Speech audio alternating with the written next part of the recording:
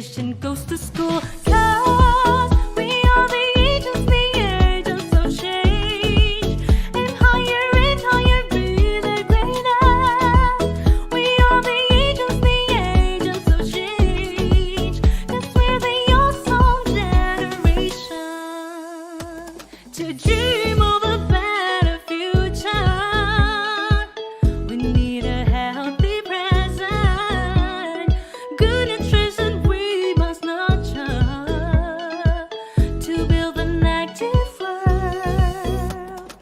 Breakfast before you go, make sure you please for child growth and development. Together in synergy, we will achieve children's healthiness in our hands.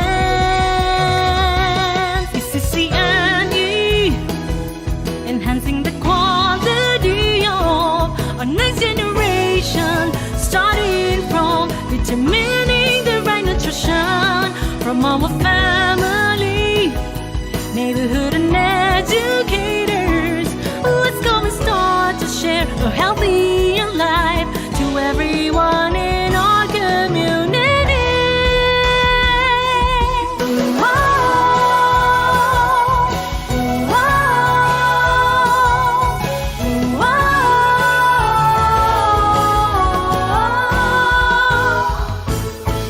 Certainly, you and I know the reason why. Good health and nutrition are important for us. Looking after this matters all part of good parenting. It's the CNE, early childhood care, nutrition and education, integrated holistic for child growth and development. Together in synergy, we will achieve children's healthiness in our hands.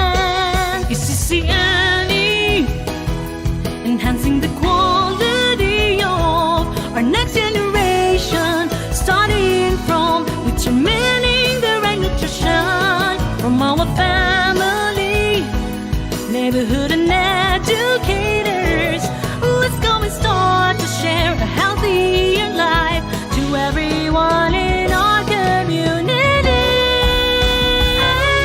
It's the CNE, enhancing the quality of our next generation, starting from determining the right nutrition from our family, neighborhood and educators. Let's go and start to share a healthier life to everyone in our community.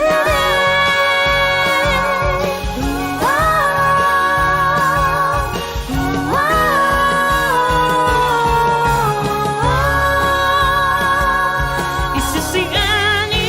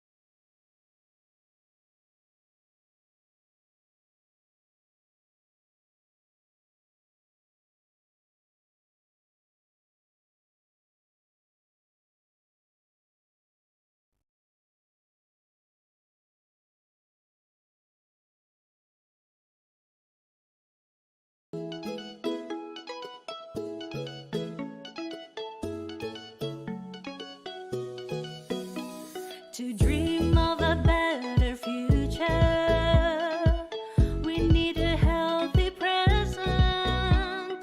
Good nutrition we must nurture to build an active world.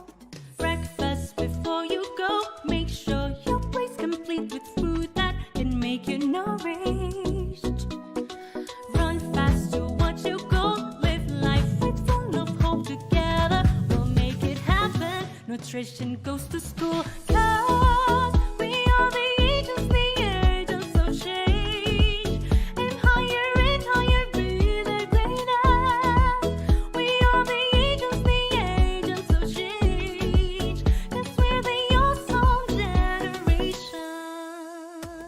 to dream of a better future. We need a healthy present, good nutrition we must nurture to build an active world. Breakfast before you go, make sure your plate's complete with food that can make you nourished. Run fast towards your goal, live life with full of hope. Together we'll make it happen, and GTS is the way. We are the agents of change.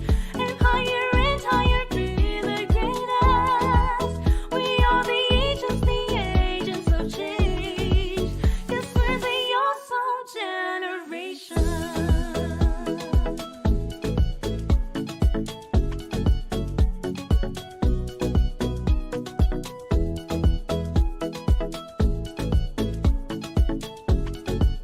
Cause we're the awesome generation.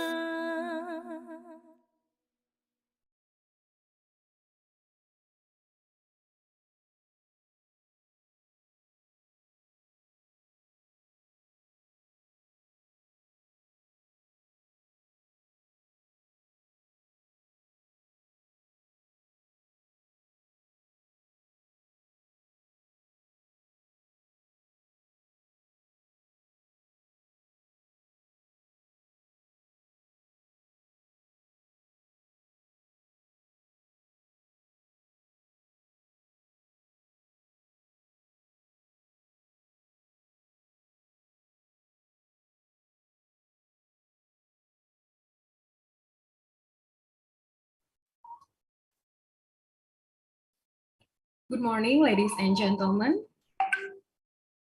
Before we going to the start of the session, let me inform you about the rules for today's event.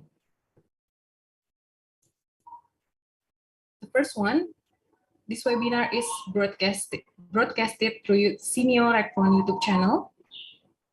The second one, during the Q&A session, you may ask your question through Google Form. The link later on can be seen on the screen, and the committee will provide the link in the Zoom chat or YouTube chat. Number 3, at the end of the session, participants are expected to fill out the evaluation form as the proof of attendance. And number 4, the certificates will be given to the participants who completed the evaluation form. And number 5, the link to the evaluation form will be shared at the prior of the end of the sessions. For further information, please visit SEAMEO RECFON website and social media regularly. And last but not least, be sure to subscribe and like SEAMEO RECFON YouTube channel and follow our social media accounts.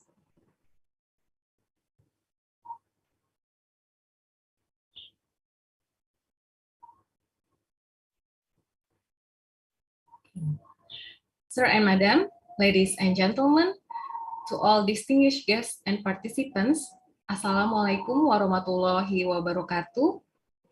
Peace be upon you. Selamat pagi. Welcome to the workshop on communicating nutrition in Southeast Asia, strategies and best practice from various sectors.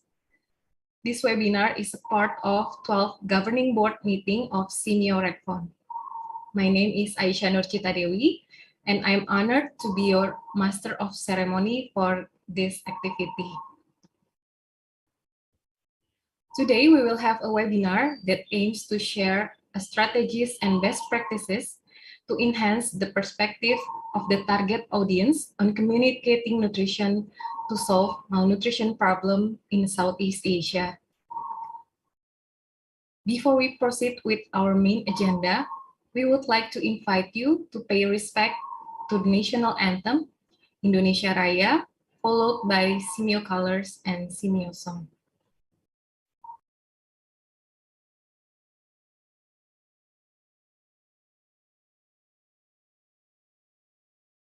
Indonesia tanah air, tanah tumpah darah.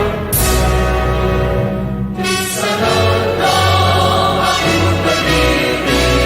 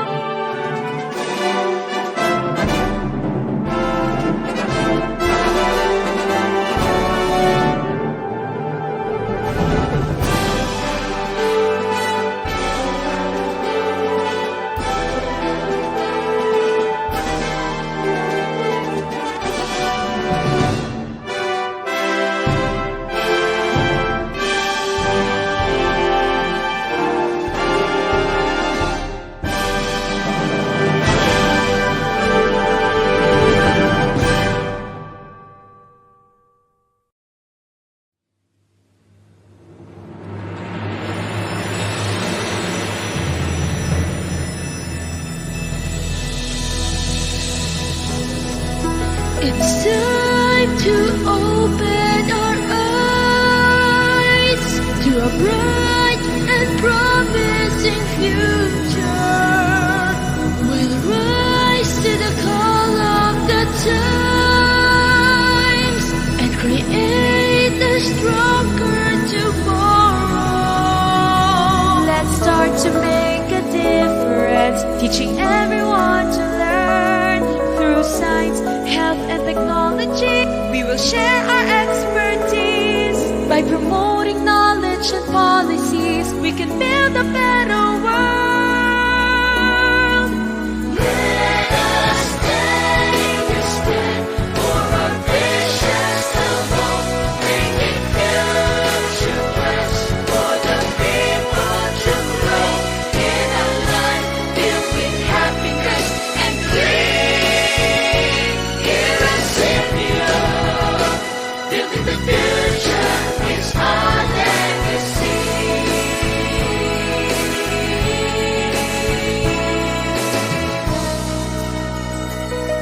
We'll achieve our goals through partnership, creating opportunities. By working hand in hand, we can accomplish all our dreams. For a better quality of life is now within our reach. Let us take a stand for our visions of growth, making future plans for the people to grow in a life filled with happiness and dream. Here at SEAMEO, building the future is our legacy.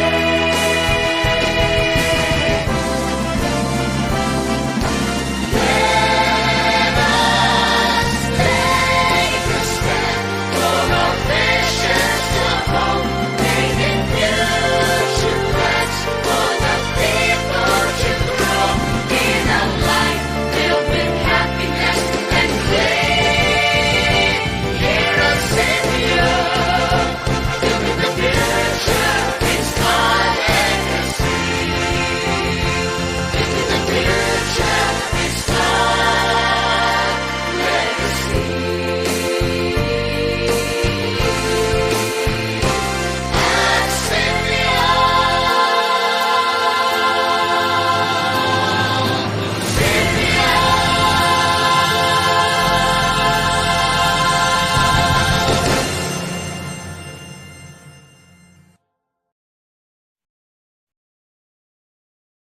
Indeed, building the future is our legacy. We hope that this webinar will strengthen our ability to build a brighter future for nutrition in Southeast Asia region. Ladies and gentlemen, to welcome you all, we would like to invite the director of SEAMEO RECFON to give his speech. Please welcome Professor Muhtaruddin Mansur, MD, PhD.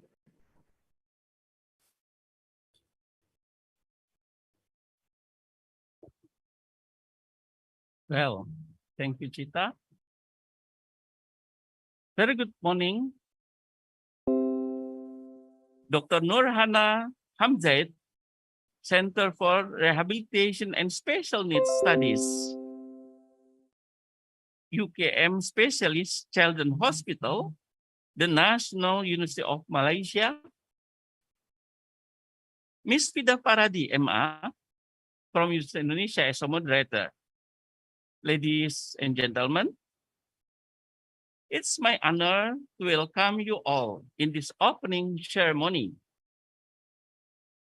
for our webinar of communicating nutrition in Southeast Asia strategies and best practices from various sectors that we are holding this morning, and also for our 12th governing board meeting, which will commence this afternoon. Many countries worldwide are now facing double burden of malnutrition, even multiple burden, which threatens national development.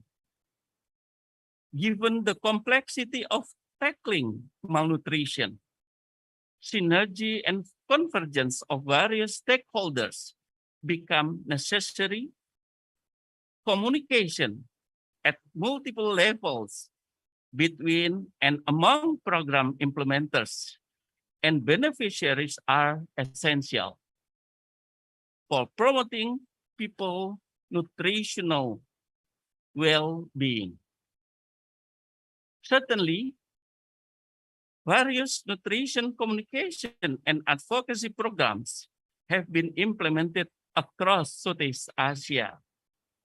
There is a need to share the experiences of these programs so that other nutrition communication practitioners as well as the general public can learn from and adapt them accordingly to their local situation condition. Our center is mandated to develop the nutritional capacity and quality of individual and communities at different life stages. Continuous communication and advocacy balance nutrition using appropriate approaches and interventions is essential to ensure a healthy and quality life throughout person life cycle. As we hold our 12th governing board meeting starting this afternoon, today, until 21st September 2022, we thought that it is an opportune time to conduct a webinar prior to the meeting to share strategies and best practices, as well as enhance the perspective, of the audience on communicating nutrition to address malnutrition problem in Southeast Asia countries and beyond. We consider this webinar as a kick-off of activity for our center's new focal area of interest on social and behavior change communication in nutrition under our third 5-year development plan. Ladies and gentlemen, this third 5-year development plan has been approved by our governing board member, And we know that our governing board meeting is an important annual event through which we assess the progress of our programs and operation, as well as discuss new options to enable our center to achieve its vision, mission, and goals with the guidance from our board members. We hope this webinar will provide valuable insights to all of us through the presentation of our eminent research persons and will guide us to establish collaboration to take action for nutrition improvement for our target beneficiaries in our respective work areas.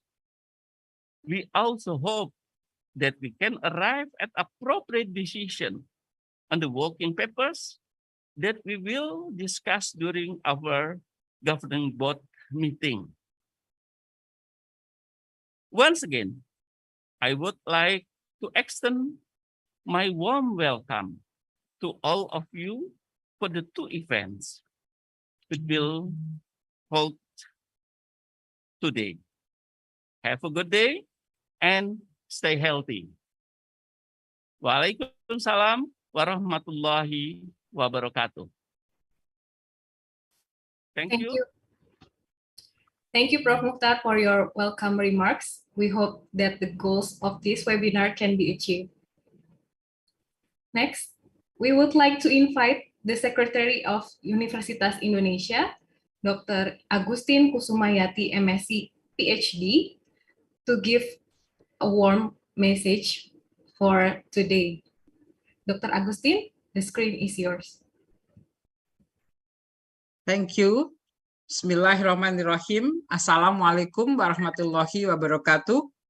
Very good morning and warm greeting from the campus of Universitas Indonesia at Depok City, West Java.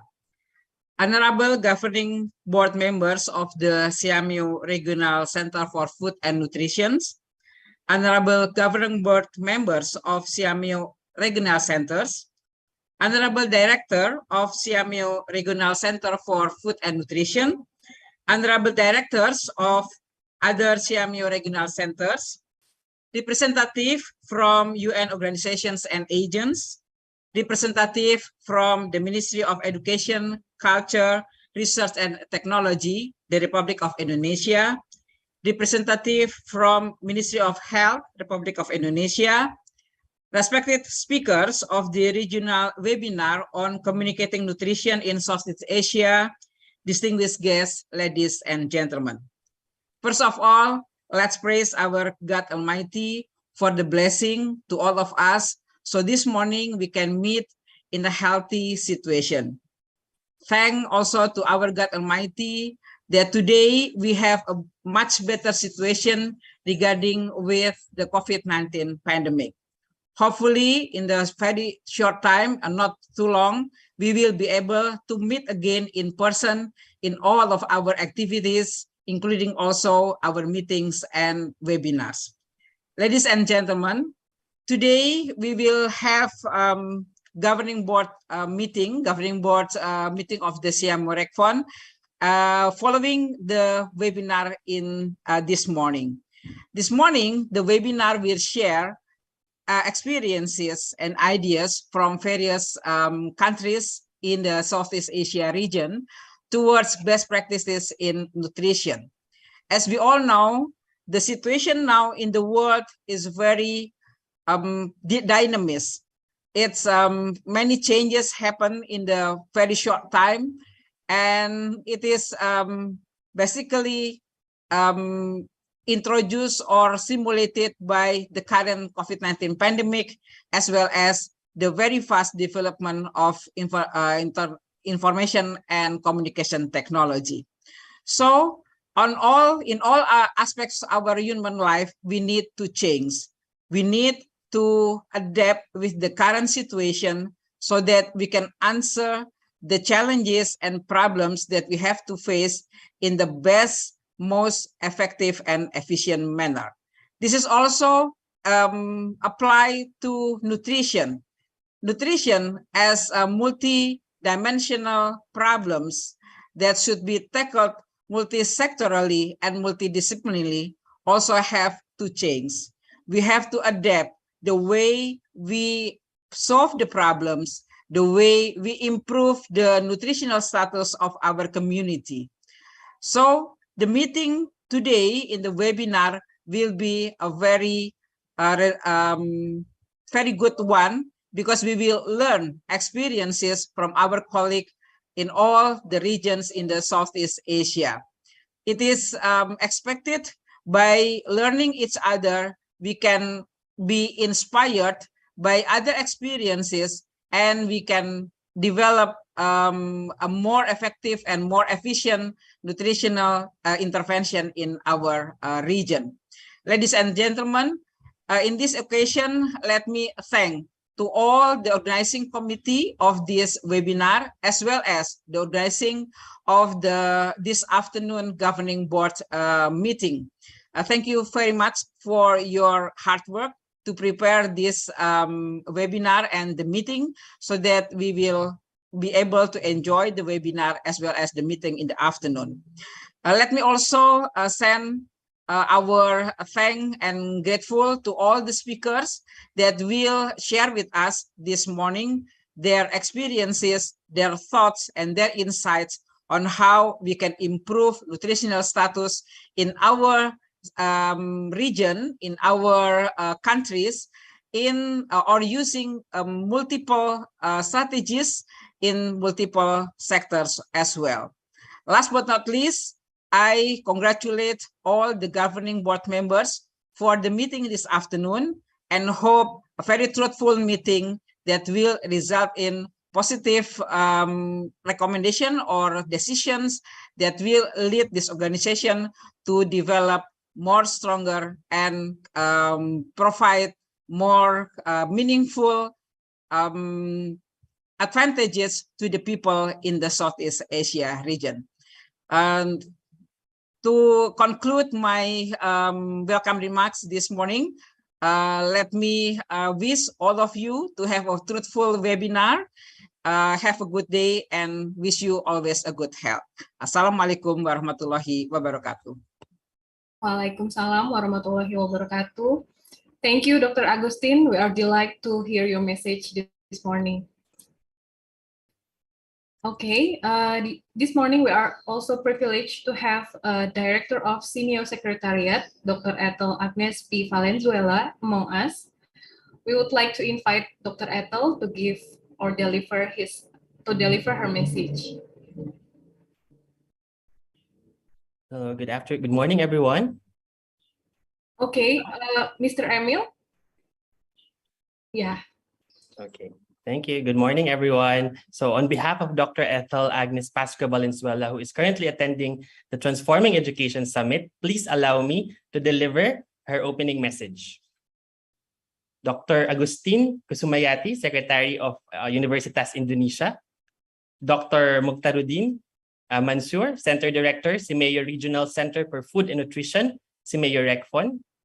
Distinguished high officials, governing board members, esteemed speakers and guests, ladies and gentlemen, a very good morning to all. It is an honor to present at this webinar. The burden of malnutrition, magnified by the COVID-19 pandemic that many nations are currently experiencing, poses a threat to the progress to sustainable development. Given how difficult it is to combat malnutrition, collaboration and convergence among diverse stakeholders are essential. The key to promoting integration and convergence among many sectors for the country's nutritional well-being is communication at various levels, as well as engagement with the beneficiaries and vulnerable groups. In this regard, it is crucial that the awareness of communicating nutrition should be raised to solve malnutrition problem in Southeast Asia. The importance of communicating nutrition is aligned with the SEAMEO Science Agenda as part of the SEAMEO Strategic Plan 2021-2030, specifically priority number 5, food security and nutrition and precision agriculture. This is also in line with the United Nations Sustainable Development Goals 2030, in which nutrition is the key point for SDG 2, ending hunger, achieve food security and improve nutrition, and promote sustainable agriculture. The COVID-19 pandemic has made adverse impact and disruption in the education and training sector, in which educational institutions have been forced to close and resorted to distance learning. Therefore, we are delighted that despite these challenges raised by the COVID-19 pandemic, SEAMEO RECFON has been very adaptable with this meaningful webinar to highlight the efforts in sharing strategies and best practices to improve the public perspective on communicating nutrition. This important webinar took a significant amount of time, dedication, and hard work behind the scenes.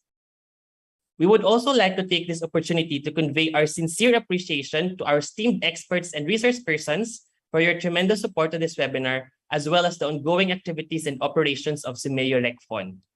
This webinar undoubtedly brings Southeast Asia closer to enhance regional cooperation and unity of purpose in promoting the importance of communicating nutrition in tackling the malnutrition problem in Southeast Asia. SEAMEO, together with its 26 centers, 11 member countries, networks, associate and affiliate members, is committed to providing opportunities for equal access to learning opportunities of all learners through innovations in education delivery and management as we promote sustainable development of human capital, of which nutrition, communication, and education are crucial components.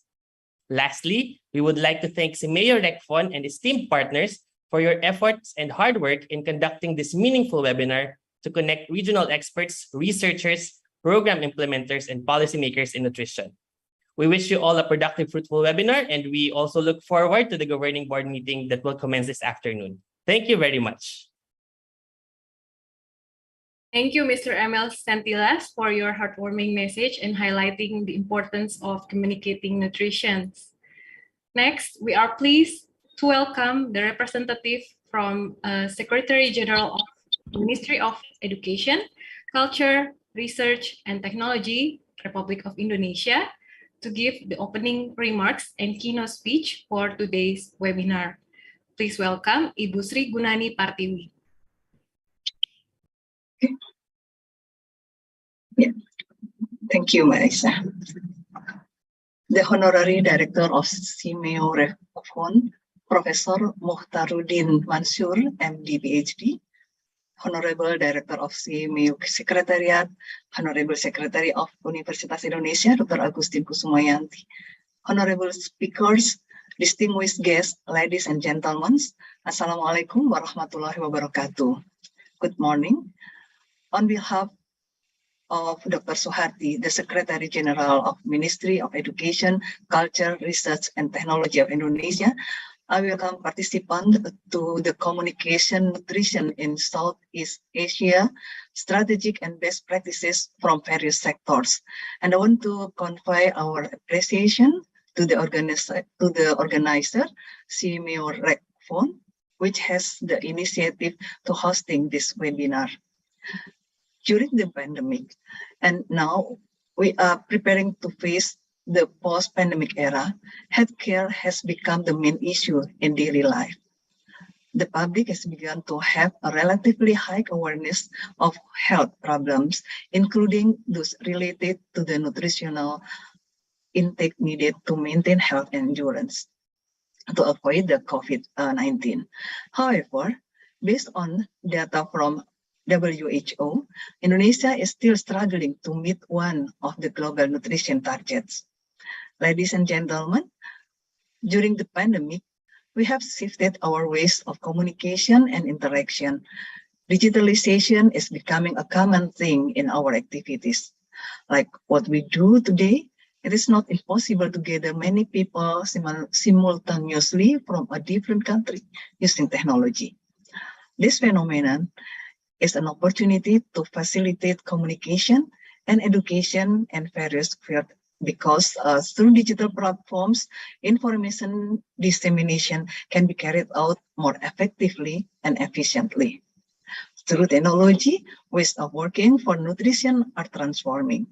The availability of nutritionists has also become a concern for us. Recently, we have discussed with Persagi, or Persatuan Ahli Gizi Indonesia, Indonesian Nutritionist Associations.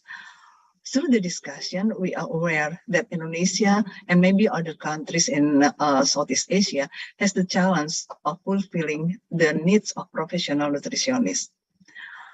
Especially in Indonesia, maybe we have a limited number of dietitian lecturers, and we have a specific policy and schema through recognition prior learning. So we hope we can meet the needs of dietitian lecturers and also maybe with other relevant policies. Distinguished guests, ladies and gentlemen, the Ministry of Education, Culture, Research, and Technology is creating a breakthrough program. We call it a Merdeka Belajar Kampus Merdeka, or Emancipated Learning. This program allows students from the higher education institution to choose any form of learning methods outside of the campus, and their study program maximum of 3 semesters. The form of learning activities include research, internship, student exchange, community services, and also independent study.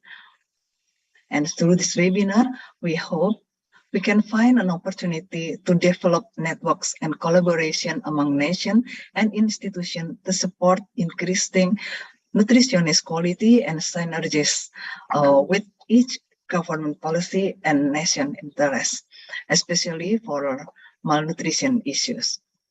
And we also hope that this webinar can produce studies related to improving the quality of the nation nutrition that can be implemented in the community. We realize that the coordination and cooperation of many parts are required to take suitable action for sustainable development. So I hope this workshop would produce a fruitful result in building a comprehensive concept and action. So hereby, the webinar of Communicating Nutrition in Southeast Asia, Strategies and Best Practices from Various Sectors 2022 is officially opened. Have an enjoyable and meaningful webinars. Thank you. Wassalamualaikum warahmatullahi wabarakatuh. Waalaikumsalam warahmatullahi wabarakatuh. Thank you, Ibu Sri Gunani, for your remarks and addressing the opportunity to develop networks in enhancing nutrition quality. We are happy to have you here. Before going to the next session, I would like to invite all of the resource persons, distinguished guests, and participants to turn on your camera for photo sessions. Please, dear participants, you may turn on your camera. Okay. I would count to 3. Please put your brightest smile. 1, 2, 3. Once again. 1, 2, and 3. Okay. Thank you. You may leave your camera on or to turn off your video camera. Okay. I hope our participants are getting more excited as we are now coming to the first sessions. This session will be led by the moderator, Mrs. Vida Paradi, M.A. from the Department of Communication Science, Faculty of Social and Political Sciences, Universitas Indonesia. I will share a brief information about our moderator today.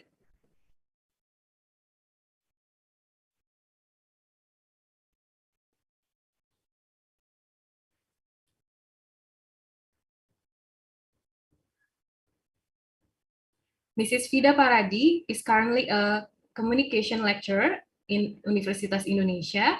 She obtained her master's degree from California State University, Fresno, California, USA, majoring in mass communication.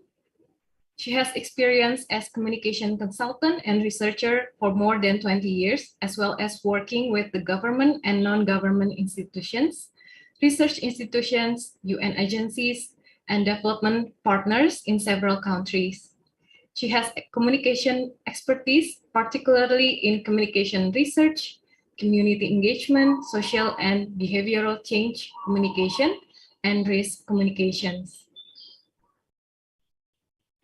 Ladies and gentlemen, without further ado, please welcome our moderator, Mrs. Vida Paradi. Yeah. Thank you, Vanessa. Good morning, everyone. Our distinguished speakers and SEAMEO RECFON leaders and other SEAMEO regional offices. It is very pleasure for me to be the moderator today. And I'm also excited to learn from all the speakers about their strategies and best practices that have been proven to be work very well in communicating the nutrition in Southeast Asia. So I would like to invite the speakers, and we have 5 speakers for today's webinar. The first speaker is Mr. Juan Alfonso Leonardia, MD, M.Sc from GIZ. And Mr. Alfonso would share about communication and advocacy strategy for WASH and nutrition program to policymakers and school-age children. And the next speaker is Bapak Insinyur Haris Iskandar, PhD from the Ministry of Education, Culture, Research and Technology of Republic of Indonesia. And he will share about the strategies and best practices in communicating nutrition to parents with under 5 children, the case of the Indonesian PAUD HI program. The next speaker is Mrs. Teresa Stuart Guida, PhD from UNICEF headquarters, New York, retired. And I'm blessed that I worked before with Dr. Guida, or I usually call her Tess. So Tess would share about engaging the private sector to influence nutrition outcomes, some experiences in the ASEAN, and then the next speaker is Mrs. Blesilda M. Calub, PhD from University of the Philippines at Los Banos, and she will share the engaging households and school communities in sustaining the nutritional gains from school and home gardens and school-based feeding program in the Philippines. And the last speaker would be Mrs.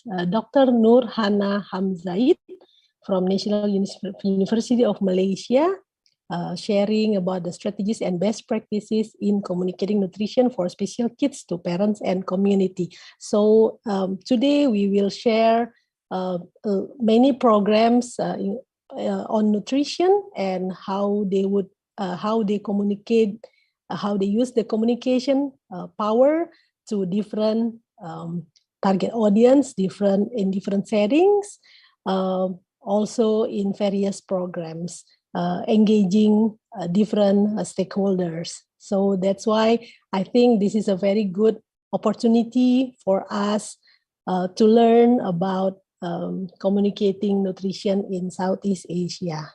Okay. I think I would like to introduce to you the speakers. So if the committee can share the screen on the profile of each speaker. Thank you. So Mr. Juan Alfonso, I'm sorry. This is the Mr. Juan Alfonso Leonardia, MD, M.Sc from GIZ, is currently a regional program coordinator under the Regional Fit for School program of GIZ Philippines. He obtained his master's degree from University of Heidelberg in Germany, majoring in international health.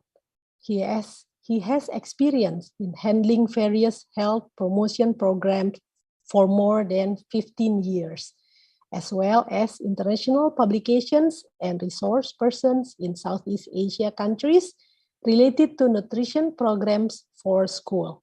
He is also a licensed physician and licensed pharmacist. So we would welcome Mr. Juan Alfonso Leonardia.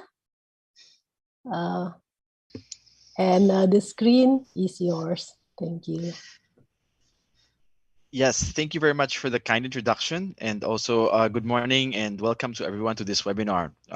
Thank you very much for this opportunity to share with you the experience of the GIZ Regional Fit for School program, which is essentially a wash in schools program operating in Indonesia, Philippines, Laos, and Cambodia.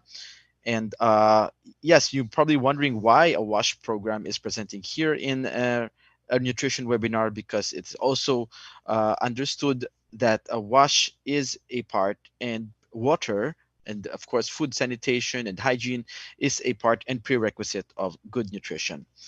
So just to give you an introduction and overview of my presentation. Perhaps, yes, I understand that the slides will be presented by the master presenter, no? So we can already start presenting the title slide. Yes, thank you very much. Yeah, so just to give you an overview of the presentation, because communications comes in different forms, as we know. There is communicating to the general population, and there is advocacy or communicating to policymakers. But in this session, I will be focusing more on communicating to the general population. And just to give us a history of communication, public health communications, I guess.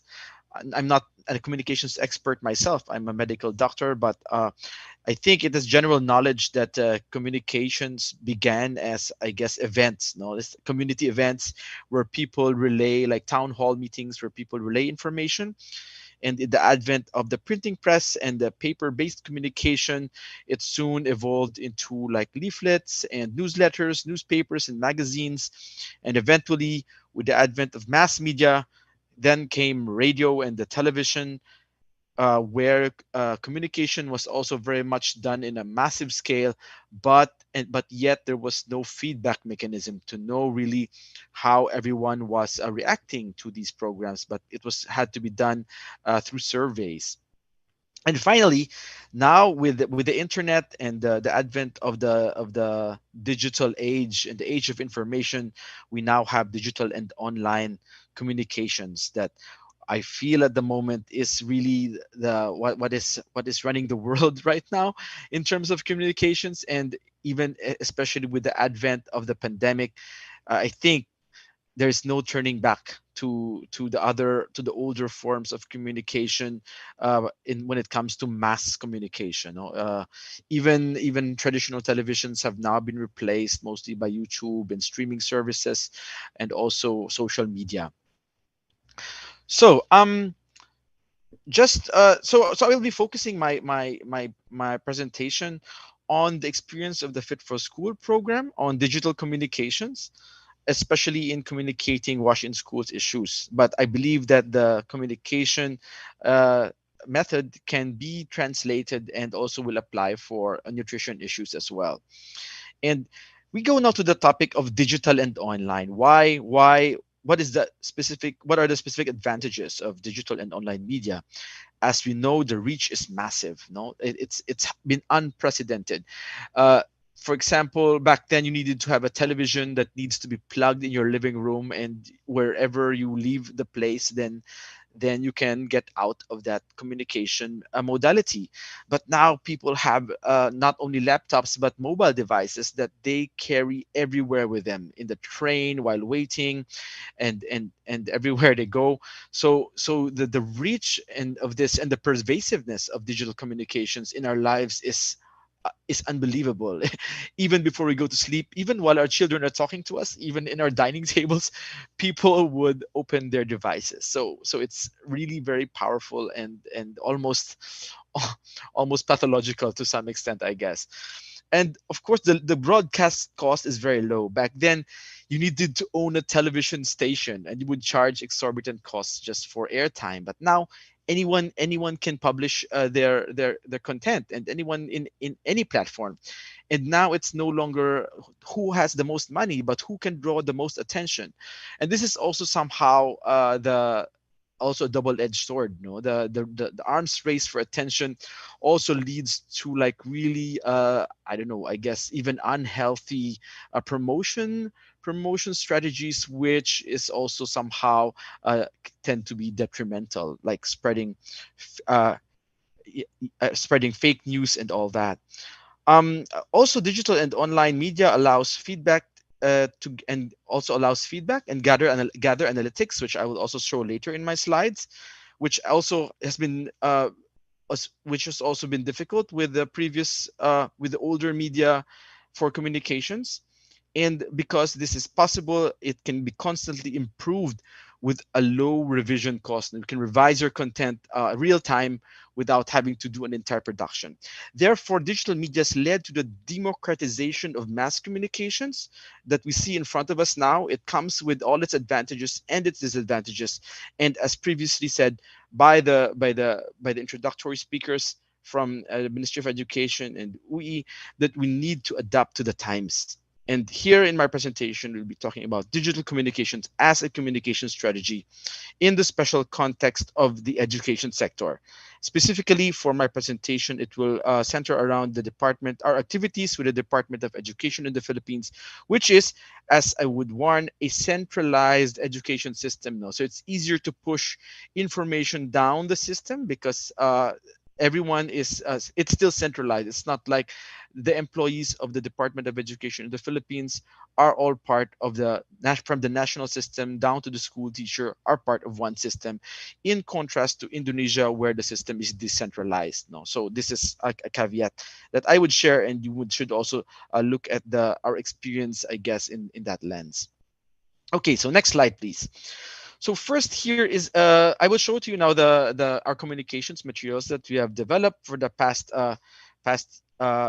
3 years, particularly during the pandemic. And we also still were invited to provide content for M.Ed TV, which is a television channel of the Department of Education. And here you can see that we presented prepared a video for menstrual hygiene management and also to COVID infection prevention and control. I guess, well, we all know how television works, and this is a television channel that is used for teaching purposes back during the pandemic, where the Philippines was experiencing lockdowns, and school had to be done offline, has to be done online. So interesting here is, as you can see, is the use of puppets. I guess just for you, why this is interesting. And although I'm said I'll focus on digital communications, which I'll move on quickly shortly after this, because the puppets, I guess, are important during the pandemic because it allowed us to move with productions even without real children around, which was difficult to mobilize in a pandemic. It also addresses privacy issues that, especially with handling sensitive topics like menstruation, where a real person might, of course, experience bullying if, for example, they'd be identified with a video that was with a relatively, I guess, sensitive topic. Anyway, for that was the television content that we produced together with M.Ed at that time. But then we go to the next slide, please. Okay, as we know, with the digital age, the whole thing started with websites back in the 90s, and we also supported the Department of Education develop the Wash in Schools website, where the resources can be downloaded. You can find the booklets, videos, IEC materials, and also even transparency dashboards there. And can you go to the next slide, please? We all know how websites work, but what's interesting with the websites is now we can actually gather statistics if we had some that using the tools that are available, which probably a lot of you have already tried. So here we can see that after 1 month of monitoring statistics, we found that the downloads were not only from the Philippines, but also from other countries. For some reason, I do not know why, but as you can see, the websites have, I guess this only proves that websites have international reach. Next slide, please. And also you can see here the downloads per resource are also very different, ranging from 14,000 downloads in a month to 2,000 downloads in a month. I will show you later why this is perhaps the case. And then next slide, please. And also per device category. As you can see here, mobile has superseded desktops and tablets. So as you can see now that it seems now more imperative that we need to think when delivering digital communication that people are really mostly using mobile devices. Next slide, please. And so the conclusions we had after doing some website analytics is that the engagement increased when email blasts are sent. So I guess when reminders from social media are sent out to remind people to download or look at this content, then that's when engagement increases. So it seems that websites themselves alone now no longer so much hold the attention of people, but you need to push for its use through other channels such as social media and I guess email blasts as well. And also when there are events where you can promote online events where the use of these content and resources are promoted, when reminders are sent as memos to regional staff, and when there are announcements also in other websites. So that's also an example of cross-posting, which is also a way to boost your digital content to be accessed. And the material, we also learned that the materials continue to be accessed even after 3 years of the website being there. It continues to be used, and not only in the Philippines but also has global reach. And the most materials that are used are those that can be used by teachers, of course, because it's a DepEd website, so you'd expect educators to be using the website. Next slide, please. And then let's go to online events. Now, something we know we are all very familiar with. In the Philippines, we conducted online events for Global Hand Washing Day and for World Toilet Day together with DepEd as well. So, and I will show you also in the next slide. Next slide, please. Would be an example of. Yeah, before that, just to show that also. No, with yeah, next slide, please. The also when you do online events and when you do streaming, live streaming, there's also somehow, I guess, just to bring up this issue, that if you see here in this slide, it was only in the first 6 minutes that we had the attention of users, and then the user the usage dropped to 15% after that. No, so you can also try to imagine with these live streaming, the conclusion that you can do here is that you have to get the most important message through within the first 7 minutes, I guess, or 5 to 7 minutes. Very important thing to note. And also understanding short attention spans of people when using social media, given that of course there's a plethora of distractions when you are on your device. Okay, I'll show you then a next slide, please. An example of how we also did online events in the Philippines, which was Menstrual Health Day.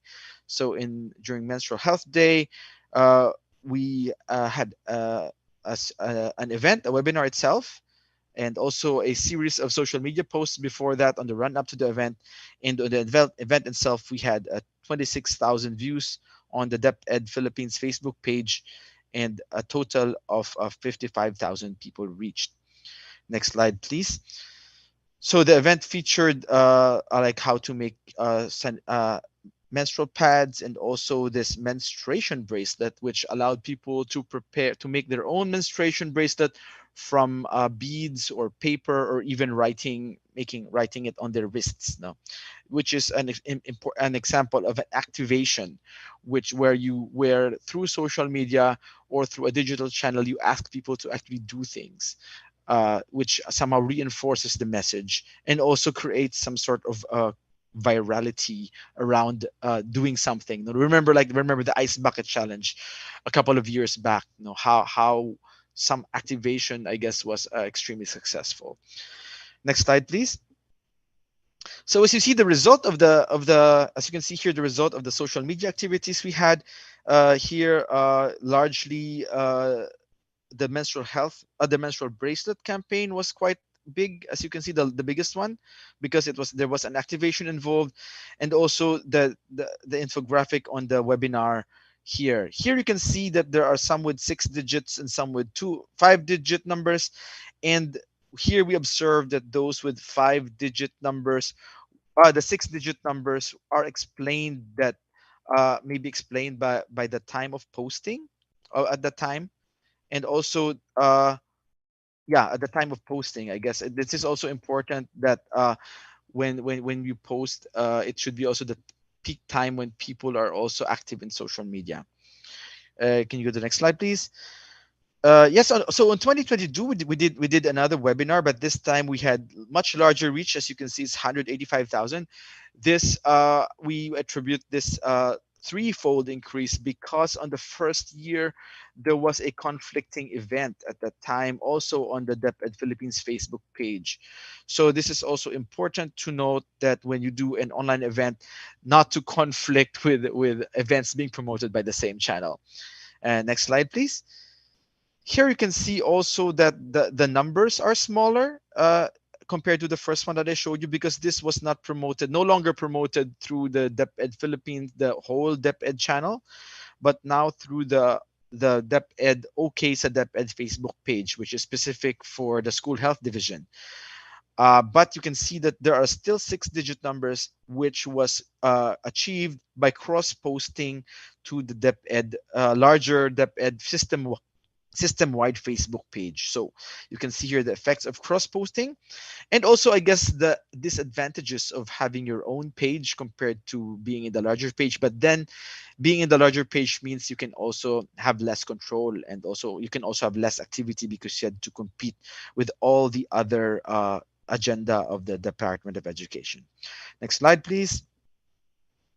Yeah, and then just briefly, I'll also go through the use of influencers, because for the menstrual health campaign, we also tapped former Miss Universe Pia Wurzbach, who's also a television personality. And as you can see here, with Instagram, there's also like a large amount of accounts reached when we posted the MHM teaser video. And next slide, please. Here you see it has 8.6 thousand views on her Facebook post, on her Facebook with a teaser video. And next slide, please. It has, and then on the MH Day awareness post, it has 21,000 views on her Facebook. You might have noticed earlier, no, that there's, if you perhaps go a few slides earlier, you will see that through the DepEd MHM teaser video, Pia Wurzbach had 41. Can you go one slide back, please, just to show that? Yes, she has 41,000 views on the DepEd Facebook page. But if you go back to the slide, she has only 21,000 views on her own Facebook page, no? But hundreds of thousands, 100,000 something on Instagram. Here you can see that definitely you can therefore conclude that Facebook user for DepEd, they're much engaged on Facebook, but for Pia, there's much more engagement in Instagram. So you can see here the importance of the platform depending on the person you are, on the influencer you are targeting, you're hoping to use, and also the message that trying to get across. So you can go to the next slide, please. Here, as you see with Instagram, suddenly it's like 47,000 views with the same post. So yeah, so it really depends on where the followers are and where your influencer is thrives most. Next slide, please. Yeah, and then next, just to show you also an example, that we also combined then also a couple of elements using social media and also an activation, and also to catch on these dance crazes and TikTok, to have a jingle and dance competition using a video we support to create the hands face space surface video. Next slide, please. So this was a part of the Hygiene Behavior Change Coalition, where we were funded by DFID and Unilever to promote pandemic preparedness and response, and to prepare for school reopening. Can you go to the next slide, please? And then here, well, this is I don't think I have the time to read this, to go through this, but it looking at, we had a video on the pandemic preparedness measures, and we had a 1-minute dance video which we were hoping to promote. And to amplify the message, we decided to have an online dance competition using that song, that catchy song, involving school community, teachers, and learners. Next slide, please.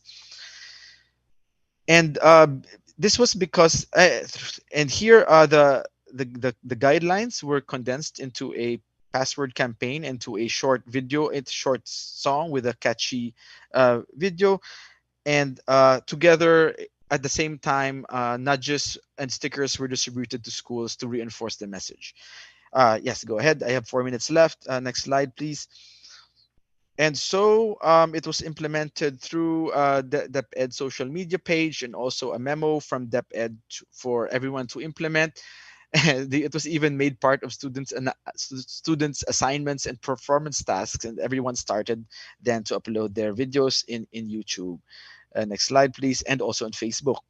So after that, the video received 500 plus entries, and also 300 from individuals and 350 plus entries from schools using the hashtag and then a hands face-based service, reaching a total of 55,000 total views on the original videos, dance video, and up to 500,000 total views on all the videos submitted. So this is an example of an activation where you can multiply, really making each individual and each video a promotion in itself. No? So you somehow multiply that effect if you do an activation. Next slide, please. Yeah, and then also for the stickers and on the schools, we used it was based on the study on nudges on 2015 by Robert Dreibelbis, showing that for example, how nudges improve hand washing behavior, basically by leading people, for example, these footsteps here that lead people into the hand washing facility, because people don't really not it's not that they don't like washing their hands, it's just that they forget. But nudges somehow remind people. These are nudges are basically posters and stickers that actually lead you to action. So that's also another form of communication that we had to reinforce the messages online. Next slide, please. But of course, these are analog methods, and the distribution is only limited to the number you can print, unlike social media where it's shareable, I guess, in an infinite amount, and also an infinite span of time, depending on how long, as long as people share it. Yeah, next slide, please. Final slide. Just for the lessons learned. So the lessons we learned here is the use of the existing systems, channels, and accounts of entities with established followers. That is the Department of, in our case, the Department of Education and Ministries of Education in other cases, and also influencers. So you can immediately have a large jump of following and viewership if you use existing accounts, accounts with existing followers. And also using the massive education system in the Philippines, the largest government agency with its own personnel as advocates. No, we also pushed by department memos, which as additional accountability measures. And also to use consider using multiple platforms and for cross posting and maximum reach, no, because you only do your content once, and then you can share it also in other platforms, because you never know where of course the most influencers are, and also how they reinforce. For example, when you have something to download, you can remind people to download or refer to this article if you have a social media, if it's supported by also other platforms. And also what's we learned is what's important is to plan the timing for engagement, to maximize engagement and avoid competing events. And of course, as in the earlier slide, you see that you need to expect that people have short attention spans, they're easily distracted when they're using digital media. Yeah, so I guess my time is up. Thank you very much. I guess there's still some question and answer portion after this, so I'll just expect questions perhaps on that segment. Thank you very much for your kind attention. I hope it was also interesting for you. Okay, thank you very much, Mr. Leonardia. It is very, very interesting to see how different channels are used and also supported by influencers, the existing mechanisms, even the government officials.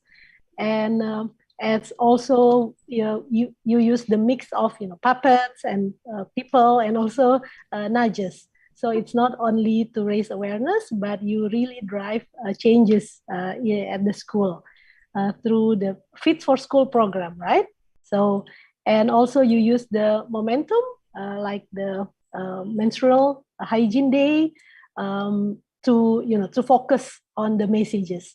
So I think we learned that the power of not only messages, but also channels and the execution, the activation on the field. Okay, thank you, Mr. Leonardia. So we will share the screen with other speaker, the next speaker, and also while waiting for the questions from the audience. Okay, so now I will invite the next speaker. It's Mr. Insinyur Haris Iskandar, PhD, from the Ministry of Education, Culture, Research, and Technology of Republic of Indonesia, who will share with us the strategies and best practices in communicating nutrition to parents with under 5 children. the case of the Indonesian PAUD HI program. For those of you who are not familiar, PAUD HI is the early childhood education program by the government. So I will invite Bapak Haris Iskandar to share with us. Before that, I'm sorry, I would like to introduce all of you to our speaker. Bapak Haris Iskandar is currently a senior expert and former Director General of Early Childhood Education and Community Education at the Ministry of Education, Culture, Research and Technology of Indonesia. He obtained his master and doctorate degrees from Syracuse University at New York, majoring in instructional design, development, and evaluation. He has experience in education for more than 30 years and worked in the Ministry of Education of Indonesia since 1997. Currently, he is a chairperson of Indonesian Educational Quality Assurance. So I think we have the most appropriate speaker to explain to you about the strategies and best practices from the PAUD HI program in Indonesia. So Bapak Haris Iskandar, I would like you to share with us, and you have about 20 minutes to present. So the screen is yours. Thank you. Thank you, Ibu Vida. Everybody, good morning. Distinguished speakers and also officials from the Ministry of Education, also the regional directors of SEAMEOs in Indonesia, Pak Mansur, Pak Putih, and everybody else, also from SEAMEOs. Thank you for the honor to share about the Indonesian Holistic Integrative Early Childhood Program.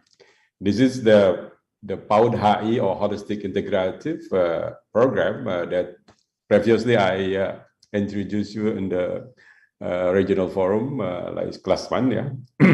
So it's like this, my presentation this morning is like a continuation of the story, but probably will be in depth on how to communicate with parents through parenting class. As probably we know that we are looking forward for the compulsory early childhood program, which is not now, it happened will be in the next couple of years. And that is make us a lot of easier for us to reach the SDG 4.2 targets and also the first priority in the SEAMEO's agenda. Please share screen or myself. Okay, from the operators, yeah. So the PAUD HI, or in English is Holistic Integrated Early Childhood Development Program. It's our national strategy on children well-being to reach what we call the SDG 4.2 and the ASEAN priority. Next, please.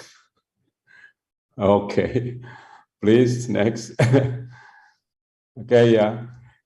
We also have a big challenge. We have a stunting problem.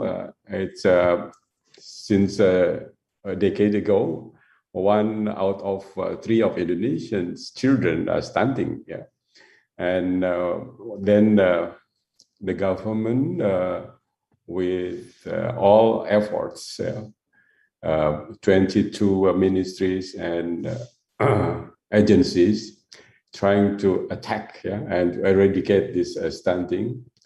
We are making progress.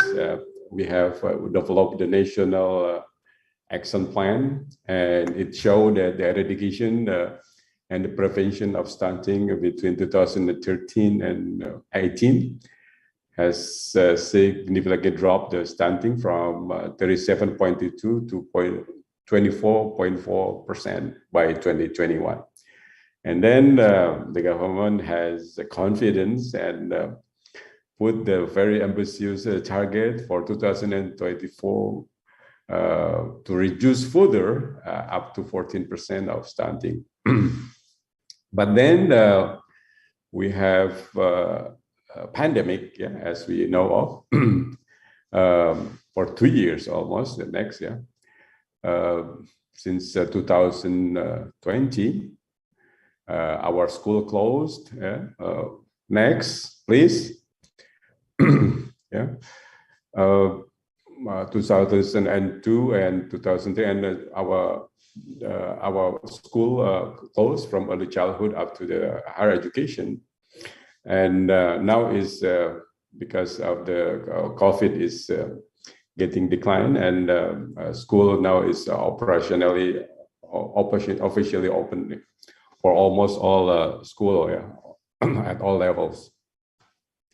But this pandemic giving us a wisdom, at least we show that the critical role of parents during pandemic on student learning is very, very great. Yeah. Next, please.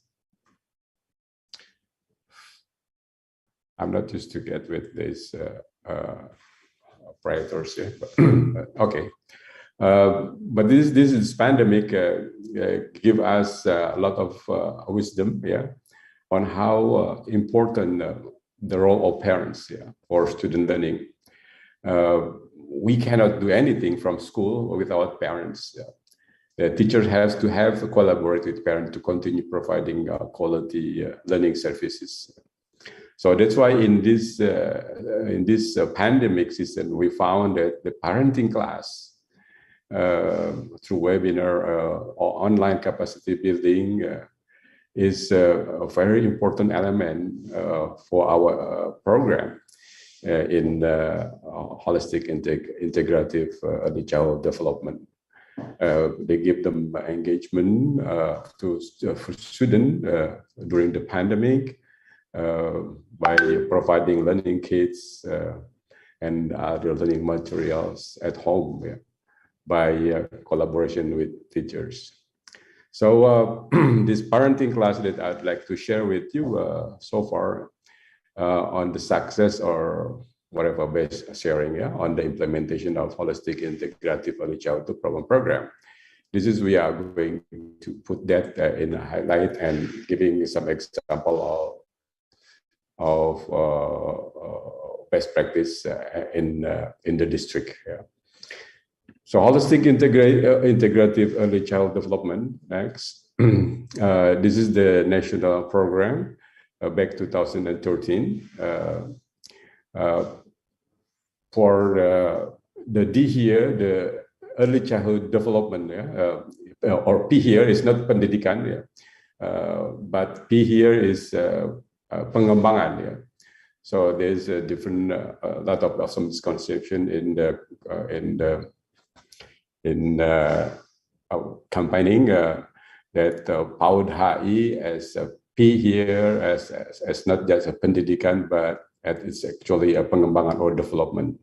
And that's also in terms of regulation. We're not just focusing on the Ministry of Education and also local Office of Education at district level, but we are working multi-sectors, not just education, but also Ministry of Health next, Ministry of Social, Ministry of Home Affairs, Ministry of Agriculture, even, Ministry of Village. So at least there are 8 ministries and agencies to work hand to hand to have this program running.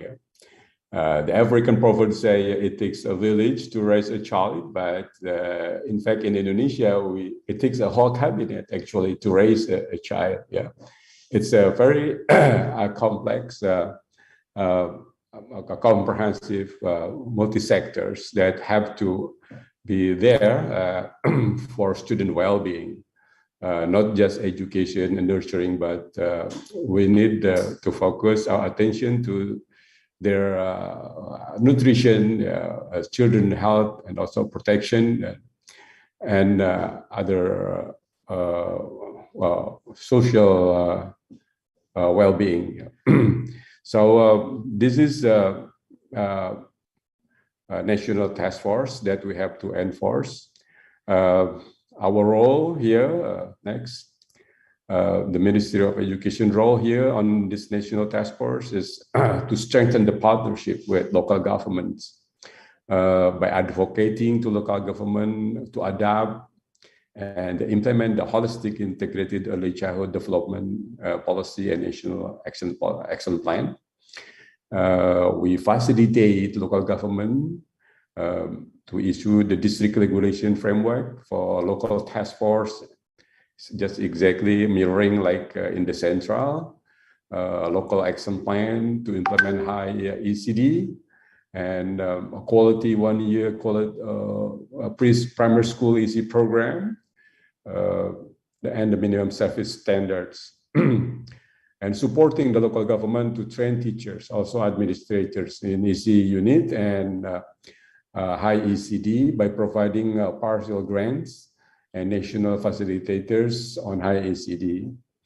And also empowering high ECD local task force and EC mothers, we call Bunda PAUD, to campaign local action plan in their own district. 1 year quality preschool program, minimum service standards, school healthy unit program or UKS, and parenting class, water sanitation, and clean and healthy lifestyle or PHBS. This is all the major kind of program or activities that become agenda in all districts by Bunda PAUD. Next, the Ministry of giving guidance and facilitation to school by channeling school operational fund directly from Ministry of Finance direct to all ECC units account, 6 million or 6 million accounts, directly. That's every semester by giving them operational grant.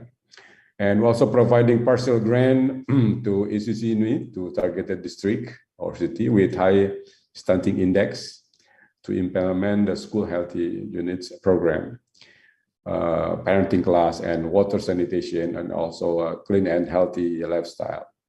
Providing educational game tool to ECC unit in remote areas and increasing the quality of learning environment through education. Kalau saya sih malah enak sekarang. Go on. Yeah. Continue. Next. Yeah. This is the example of our guidelines, the giving for district and also for facilitators at district and also for school, or for teachers and also headmaster to implement the early childhood holistic integration program. And next. This is the activities in the past 3 years that the Directorate of Early Childhood in the ministry giving to the local governments and also to school units. The number of the district that has given some sort of guidance and also mentoring, at least 50 districts every year, and around 500 facilitators every year, and also 5,000 ECC unit every year on these activities. This is very small, compared to the at least larger population, but that is what we can do so far in the available budget. Next, the training of trainers. By the Directorate of Teachers. Also, they train around 2,000 ECD teachers to become every year.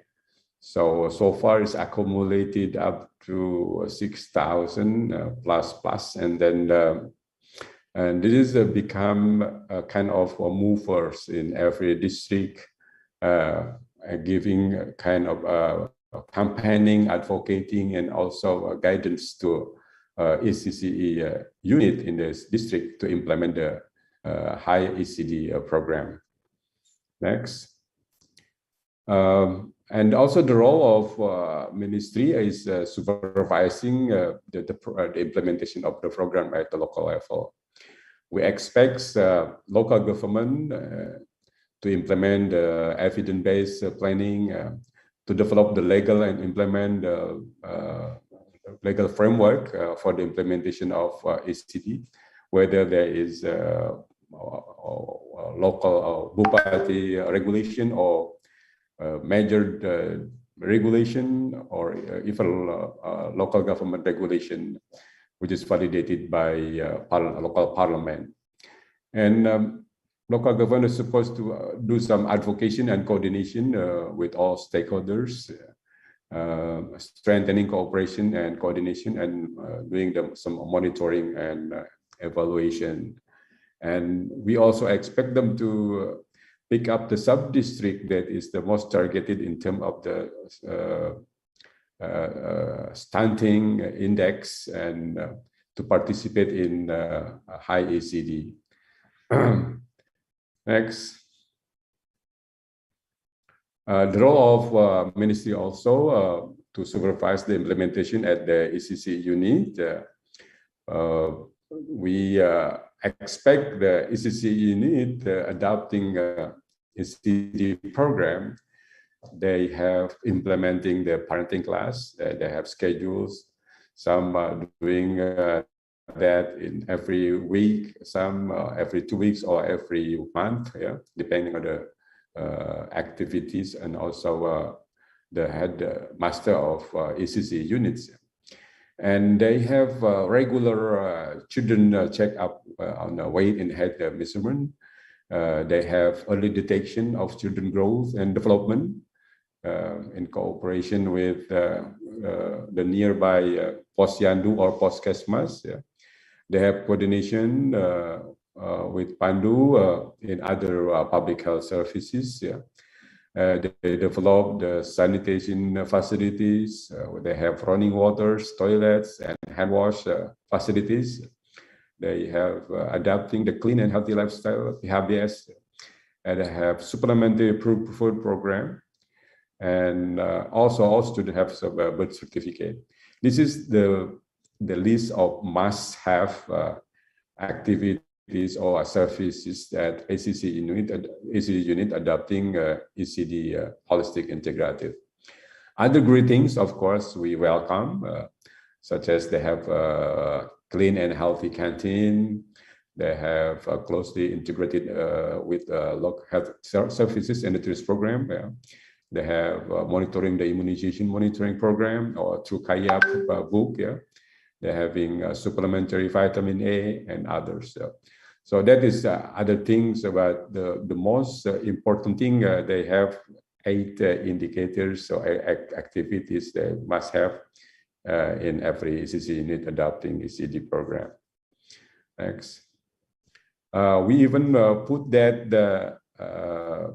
in our quality ECD framework. We're not just expanding access ECC through all villages. We're also promoting a quality ECC. Quality ECC has 5 components. Of course, the first one is competence and teachers, okay, the educators, yeah. And the second one is they have engaging learning activities, the quality of learning process, yeah. And the third one is they have partnership with parents, yeah. And the fourth one is They support the fulfillment of the essential services to children outside education, which is the eight indicators that I have in the holistic integrative. And the fifth one is the leadership and management of resources. So this is if we look at the quality ECC, we are looking at least 5 indicators here, major indicators on teachers and the learning process in classroom and also in the playground, the partnership with parents in terms of engagement, and also the support for the essential services outside education, and also leadership. This support for the essential service outside education is the 8 service or indicators that we have mentioned before. Implementing parenting class, regular children health check, weight and height measurements, early detection of children growth and development, and coordination with Posyandu, Puskesmas and public health services, sanitation and sanitation facilities available, and adopting clean and healthy lifestyle, and supporting our food program, and all students with a birth certificate. This is that we monitor, and they also reporting to our database, DAPODIC. The DAPODIC system is the one of the largest database, education database in this country, and always updated every semester. Without updating, if they don't update the DAPODIC, they don't get operational fund from government. Next. Haris, mohon maaf. Yes. Yeah, you have about 2 minutes Yes. left, but okay, please Yes. continue. Yes. Thank you. And this is from our DAPODIC. I recruited from the DAPODIC. The program of ECC unit adopting high ECD program. There are 8 indicators. The ECE unit adopting ECD program with all 8 indicators is only 2.33% so far. It's only 4,775 units. So we had some criteria. If ECC adopting at least 5 out of 8 high ECD services, we call it the ECCE with high ECD. And this is the number so far. Total is only 73,600 units, or 35.9%. This is still far behind our ambitious target of 70%.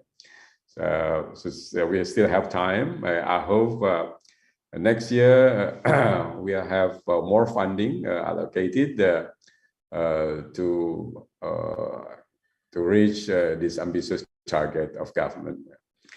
So next. This is the parenting class. This is some curriculum, we call it, this is during the pandemic, we developed the online parenting class through a webinar series, Rumahku, Sekolahku, or My Home, My School, on various agenda and various topics from pedagogy up to health and nutrition. Next. And we're providing modules. I hope they also giving some information, but through the webinar, we can interact and discuss and sharing from parent to parents. We are the speakers mostly, is just kind of facilitating the discussion. Next. And this is a practical guidance for parents on nutrition for children of 2 years and 2 to 4, and of 4 to 5, 6 years old. Communicating nutrition to parents through modules and parenting class, and through a supplementary food program. Next. This is some best example practice in Kabupaten Kupang. This is in cooperation with UNICEF and New Zealand government. We're providing, they have a concept, key, 3 key, canteen, kebun, and kooperasi. They develop canteen, healthy canteen, clean and healthy canteen. They also have garden, kebun, and also cooperation among parents, yeah, on giving them the best nutrition for their children. And also the habituation of another key, which is characters. They develop from local wisdom. They have 12 quality characters they have to instill and habituate for their children. So they put that in the program. And also the Ministry of Agriculture and the Ministry of Food program, they are also giving them seeds and plants to develop around the school. Bunda PAUD, PAUD Mothers and PKK and Women Organization also write the various food recipes, local recipes made from local ingredients for children, which is healthy. It's not. This is kind of a kind of education that we give them to all local. So this is the best example. Next, for Kabupaten Kupang, this is the gardening of activities of parents while children attending school, and this is the photo documentation of regular checkup, yeah, on weight and health measurement by Poswandi. That's the best example, and probably we can earn some lesson from that. The lesson learned from our holistic integrative early childhood development in Indonesia and communicating nutrition is that the holistic integrated early childhood development program is a comprehensive multi-sector effort to prevent and reduce the impact of stunting and to improve children's well-being.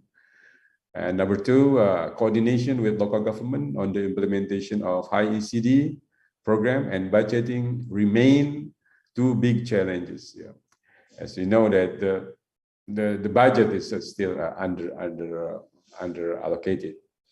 A big challenge for high ECD to run the program. Progress is still behind from the ambitious government target. Number three, the parenting class is very important element in the implementation of high ECD program. Almost all ECD units adopting high ECD program have one. And communicating nutrition to parents through parenting class by trained high ECD facilitators is very promising communication strategy. I think that's all I can share with you this morning. Thank you very much. Assalamualaikum warahmatullahi wabarakatuh. Waalaikumsalam warahmatullahi wabarakatuh. Thank you very much, thank you very much, Pak Haris Iskandar, for your sharing. We learned a lot about, empowering parents actually as the best educators and teachers and physicians even for their children. And also we learned about how the program also has empowered teachers and the school to provide a conducive environment for the children, for their nutrition and also for their development. And it's very interesting that you mentioned that it takes the whole cabinet to raise a child. Yeah, it is very, very interesting to see. And although some challenges remain, but we are optimistic that the government are still, on their track to exceed the prevention of stunting, because we see that a lot of programs are being are ongoing right now on the stunting prevention and reduction. Thank you, Pak Haris Iskandar. So I invite the participants to start typing your questions in the Google form. You can find the link in the chat box. While waiting for the Q&A sessions to start at the end after all speakers deliver their presentation, now we are moving on to the third speaker. It's Mrs. Blesilda M. Calub, PhD, from University of the Philippines, Los Banos. And Dr. Calub will share with us on how to engage households and school communities in sustaining the nutritional gains from school and home gardens and school-based feeding programs in the Philippines. So Dr. Calub is currently a university researcher and affiliate associate professor at the Agricultural Systems Institute, College of Agriculture and Food Science at the University of the Philippines, Los Banos. She obtained her doctoral degree in agroforestry from University of the Philippines, Los Banos, and took her Fulbright postdoctorate on organic agriculture at University of California, Santa Cruz in the USA. She has over 30 years experience in agriculture systems research, capacity building, extension, and public service in the Philippines, Laos, Germany, Thailand, Cambodia, Bangladesh, Vietnam, and Indonesia, almost all of Asian countries. She is chair of the Interdisciplinary Study Center on Organic Agriculture at the UPLB, and she is also a member of Crop Science Society of the Philippines and Gamma Sigma Delta Honor Society of Agriculture. So it will be exciting for us to learn from Dr. Calub. So Dr. Calub, the screen is yours and you have 20 minutes to present. Thank you. Good morning, everyone. Thank you very much for the introduction, and thank you also for having me here in this wonderful event. My presentation would be about engaging households, schools, and communities in sustaining the nutritional gains from the School Plus Home Gardens and school-based feeding program. So the first part of my presentation would be a short video, which will be I think shown from your end.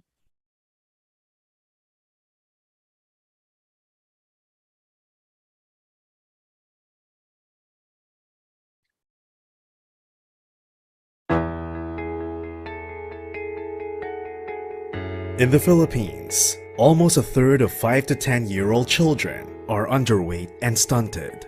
And studies have shown that poor nutrition leads to poor academic performance and early school dropouts. Moreover, the youth's declining interest in agriculture poses a major challenge for the future of food security in Southeast Asia.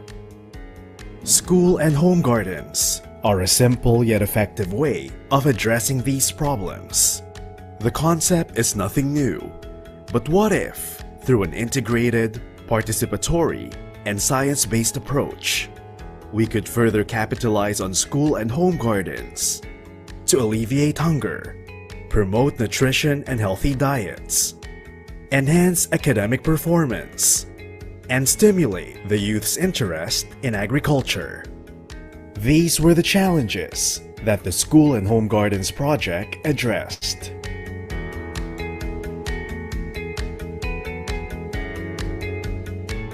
With initial funding from the Asian Development Bank and the Japan Fund for Poverty Reduction through the SEAMEO College, this participatory action research combined the strengths of SEARCA, SEAMEO Center of Excellence in Agriculture, the University of the Philippines Los Banos, one of the leading agricultural universities in Southeast Asia, and the Department of Education, the lead coordinating agency of schools in the Philippines. The idea for this project came about as early as 2010, when then Philippine Education Secretary and SEAMEO President, Brother Armin Luistro, tapped SEARCA to help strengthen efforts to address these issues.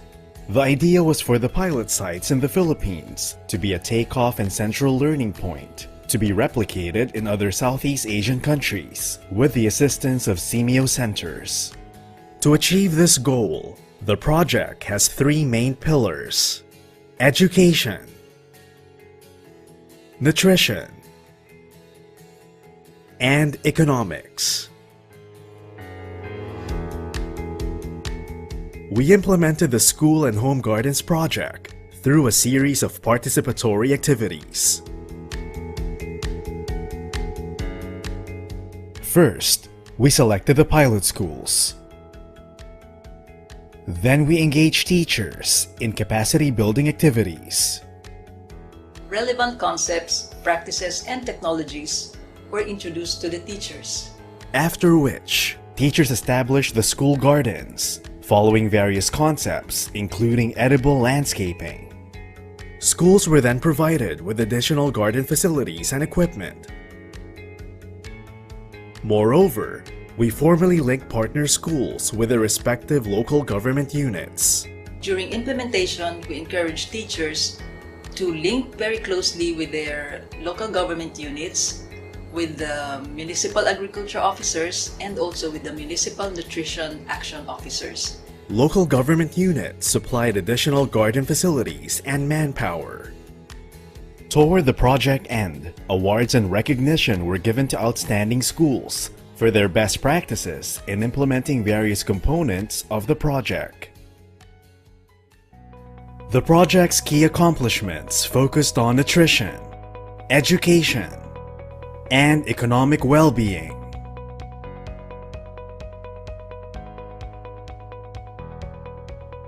Weight and height of the malnourished children improved. It lessened the malnourished and wasted pupils in our school.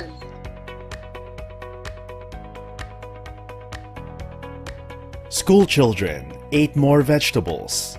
Moreover, students showed better familiarity with vegetables and their nutrients. They have learned to differentiate the nutritive value of different vegetables in our garden. Dahil po sa gulayan, naging familiar po sa mga gulay na akala ko po noon ay isang damo lang, na yun po pala ay pwedeng kainin. School gardens have become learning sites for various classes, showcasing education in a natural setting. They have also made school children more aware of simple agricultural practices. The school gardens became learning laboratories for children, teachers, and even parents, where they learned about recommended and appropriate technologies and practices of UPLB relevant to the project. Some of the pupils said, "Sir, I want to be an agriculturist someday."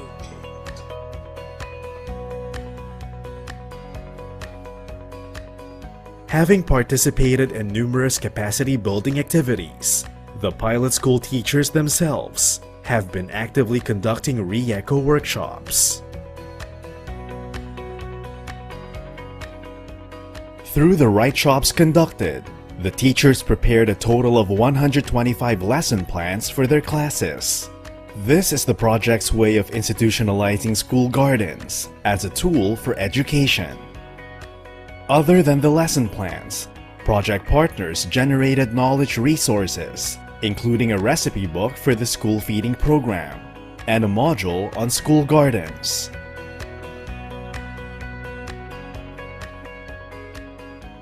The school gardens supplied almost half of the needs of the school feeding program and even extended the duration of the feeding period. Nagluluto po kami ng iba't ibang ulam. At ang maganda po doon, ang nilalahok po namin ay dito po nanggagaling sa aming gulayan.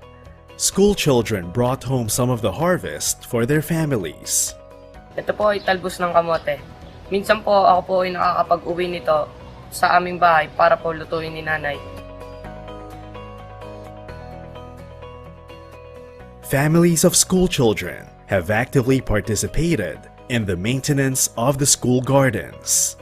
Through the gardening workshops and provision of planting materials, these families have also established gardens in their respective homes. Ayan, tulad po ng mga anak ko, mahilig sa gulay. Sa kanila, halimbawa po yung talbos, pwede na lang po na yung ipalaga po gusto nila, isasapaw lang po sana, ulam na po nila. Tsaka laking tipid po. Hindi na po bibili sa palengke, hindi ka na bibili sa basta pag may sarili kang tanim, kukuha ka lang.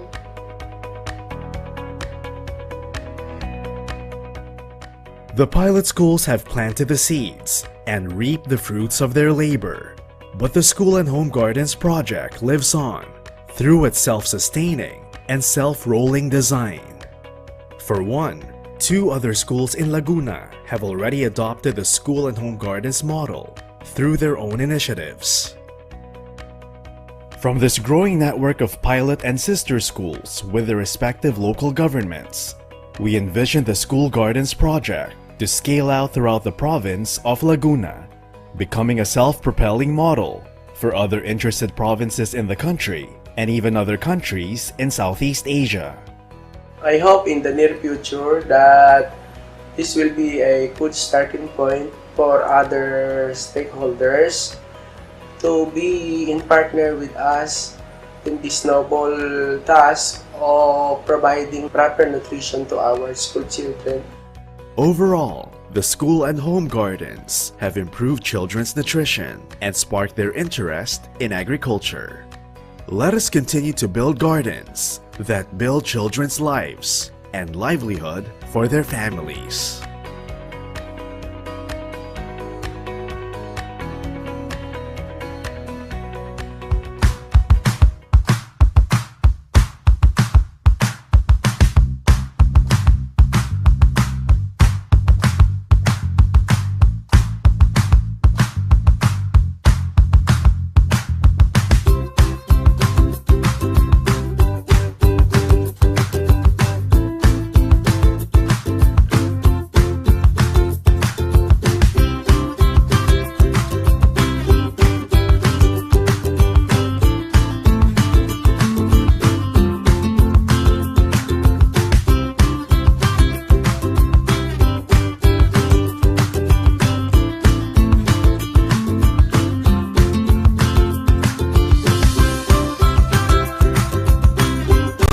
Isa rin sa naging benepisyo ng gulayan sa paaralan ay ang mga magulang ng aming mga eskwela.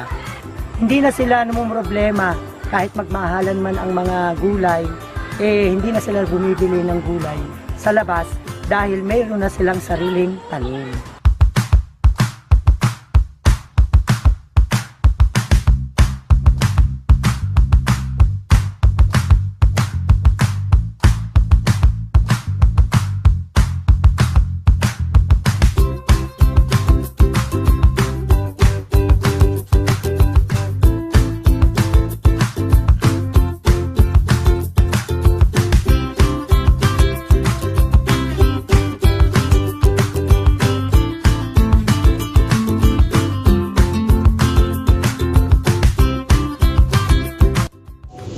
Sa School Plus Home Gardens Project, natutulong ko po magtanim at kumain ng iba't ibang uri ng gulay.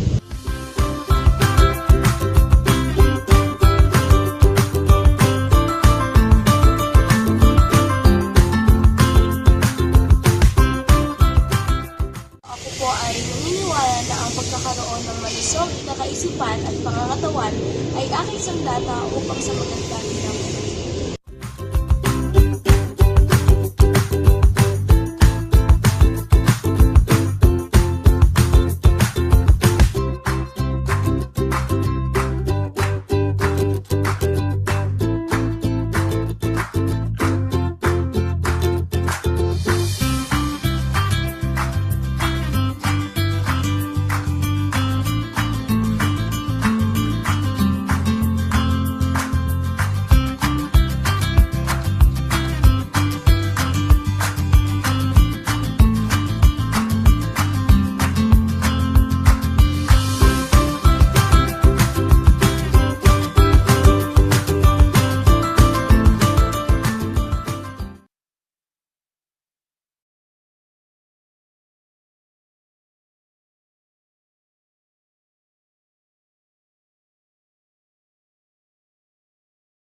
Thank you very much for the technical assistance, and I hope the audience enjoyed the video, and you have learned something from it.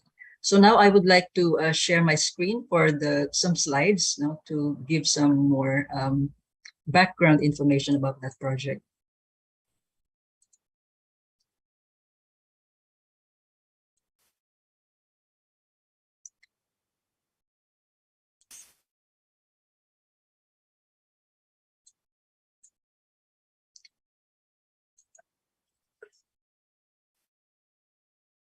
Can you see my screen now?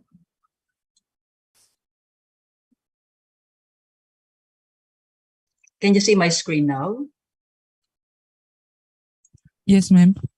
Okay, thank you. So I'll just proceed to the continuation of that project. I would like to start on the scaling up. Now, after the project was implemented, how is it today? So as you saw from the video, we had 6 pilot schools in 2016 to 2017, and we did it in Laguna province. And from that time on until the present, we now have 100 plus adopted schools. In 2022, we also conducted a training of teachers for 7 pilot schools in another island, Busuanga Island, in Central Philippines. And then we also partnered with a state university in Negros Occidental, another province, in the later part of 2020. And that university was able to, through its teachers, they were able to adopt 8 grade schools in that area in Negros Occidental the following year, 2021. And just early this year, we were able to bring it to 5 grade schools in Cambodia. So that's how this project has already scaled up and continuing to scale up. So here I just would like to share with you the operational framework of this School Plus Home Gardens project. This is the background story. So let me just, okay, so the goal was to have safe, nutritious, and year-round food supply for improved academic performance of children. This is a project of, we were partnering with the Department of Education through the school heads and teachers. They have an ongoing project on school gardens and school-based feeding program. But the thing is, these 2 projects are conducted separately, independently. So that was the first thing that we did, was to encourage the connection or interlinkage of these 2 programs. So for that, for the school gardens, we provided teachers on some training on the technological aspects of food and nutrition, topics on organic agriculture, edible landscaping, climate resilience, and solid waste management. The project was also, we also had some guiding concepts for this project, particularly participatory development approaches, systems thinking, and synergism. So with this, the school-based feeding program is intended for malnourished children, and they were fed good nutritious food for 100 to 120 days. But there is a problem because we have 365 days in a year. So what was happening during the rest of the 245 days? Some children, of course, most of the children gain weight after the feeding period, but later on they lose weight during the 245 days, such that in the following school year, they are wasted and severely wasted again, malnourished again, and they have to be re-enrolled in the school-based feeding program. So we said, this is the point where we want to make the intervention. We said during the 245 days, there has to be some home feeding program. And of course, this will be dependent on home gardens that will be established by the parents. So we encourage the teachers to contact the parents and make them engaged in this, in setting up their home gardens, and to be more responsible for the nutrition of their children. And then we engaged also the municipal and the provincial agriculture office, and also the regional field offices of the Department of Agriculture. And in a short time, these offices provided inputs for the gardens. And then we also engaged with the local government units, who also gave additional funds to their municipal agriculture office. And they also allocated funds for the school gardens. And this is specifically, yes, through the local school board, the Nutrition Council, the Social Welfare and Development Office, and also at the village level, the village council. So this specific government units helped both the teachers and the parents in offering their services. And then the private sector also came in. They volunteered to provide some help to the teachers and the schools. So with that, the parents became more engaged and more, they wanted to participate more with all this support. So they maintained and made their home gardens more productive. They were also now very conscious about feeding nutritious food, safe, nutritious food for the children. They participated in the school-based feeding program of the school. Now, some parents, they produced more extra vegetables so that they can donate it to the school feeding program. And then there were also parents who volunteered their labor to help maintain the school gardens. So with that, the 245 days was somehow taken care of. And then the goal for safe, nutritious, and year-round food supply for improved academic performance of children was achieved. So here I just want to run through quickly, because of the time, the strategies to sustain the School plus Home Gardens project and the school-based feeding program. First one is the participatory development approaches, which means open communication, joint analysis of challenges, defining strategies to overcome challenges, joint decision-making and action planning, participatory self-monitoring and evaluation, especially of the teachers, and of course we have the program level M&E. Second strategy is the systems thinking and synergism combined with multi-stakeholder engagement. So we wanted to understand the complex relationships and actors to be able to best guide the system and improve it. So this was actually the operational framework. Fourth strategy is the stepwise capacity building on technical and social aspects. The big problem for the teachers, according to them, is the production of seedlings, planting materials. So we provided them with a climate smart technology, a small greenhouse, but we also showed here that rainwater can be collected for use in the greenhouse. And then of course, we provided them some guidance on social networking and social capital building. Then the fifth strategy was to take advantage of the enabling policies and support services. No, we didn't have to invent new ones. We just highlighted and built on the policies at that time, especially at the Department of Education, which has issued memoranda promoting school garden since 1970s, and the school-based feeding program for undernourished children, which was promoted since 1997. Also at the national level, we had Republic Acts, for example, that support the school gardening, which is the Organic Agriculture Act, Solid Waste Management Act, and Clean Air Act. At the municipal level and village level, ordinances were issued, and especially no selling of junk food within 100 meters from the school gates. The last one, which is important, is the recognition and awards for most of the stakeholders, especially the teachers, the parents, and those who helped in supporting the School Plus Home Gardens project and school-based feeding project. So here, this is a local award that was given to the program, and of course the international awards, and another one from SEAMEO RECFON. So, okay, to close, there are many ways of doing things, as we saw from the earlier presentations. Some are similar, and of course there are also unique ways of doing things, but in any way we can, let's do our best. Let's join forces together and let's make a difference in the lives of our children. Thank you for your active listening.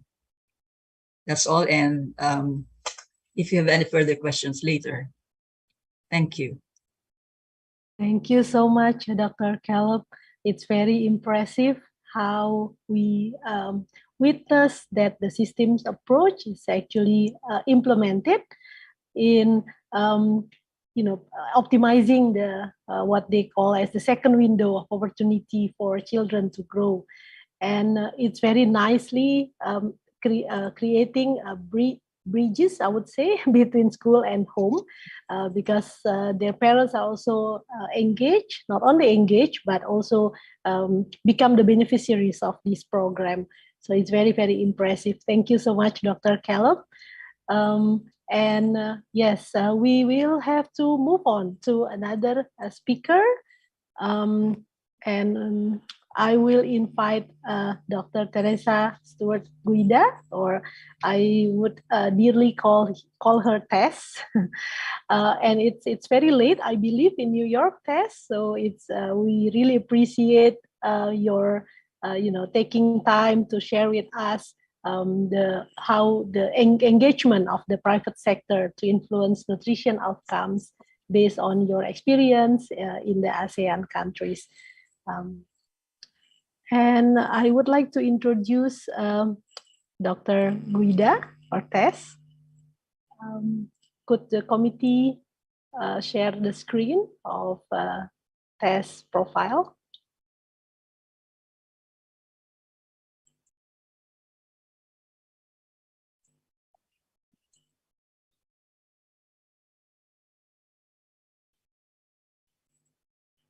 So what time is it there, Tess, now?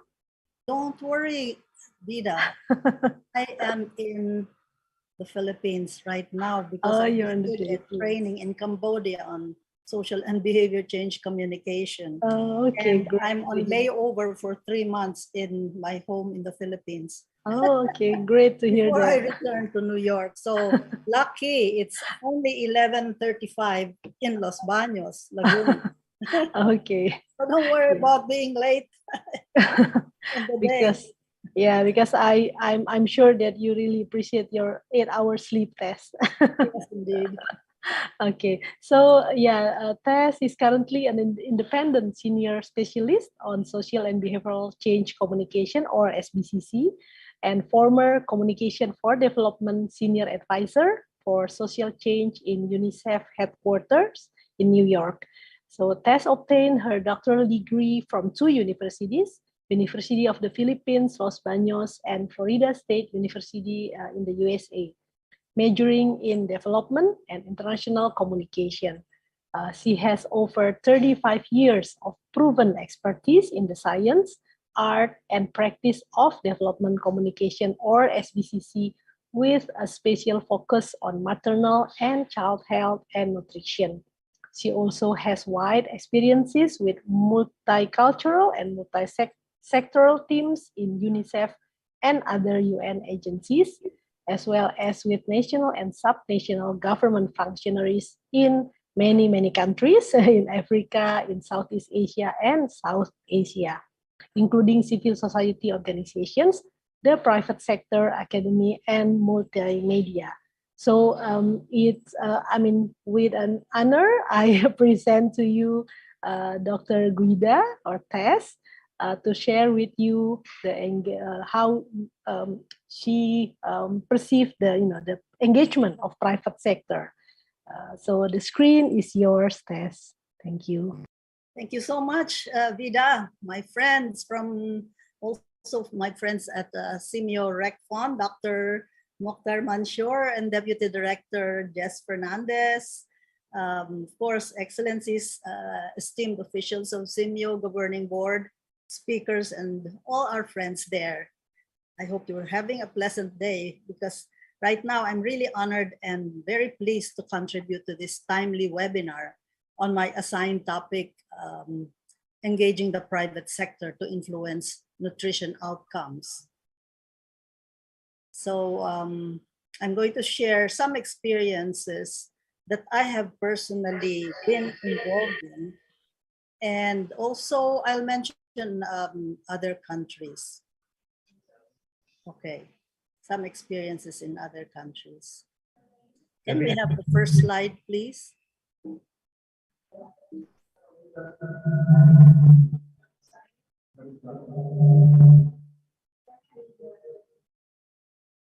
we see the slide?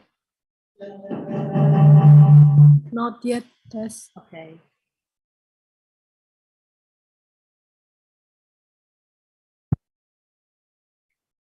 Yeah, please, where is the sharing screen? Yeah. There, okay. We can start with that one. Okay.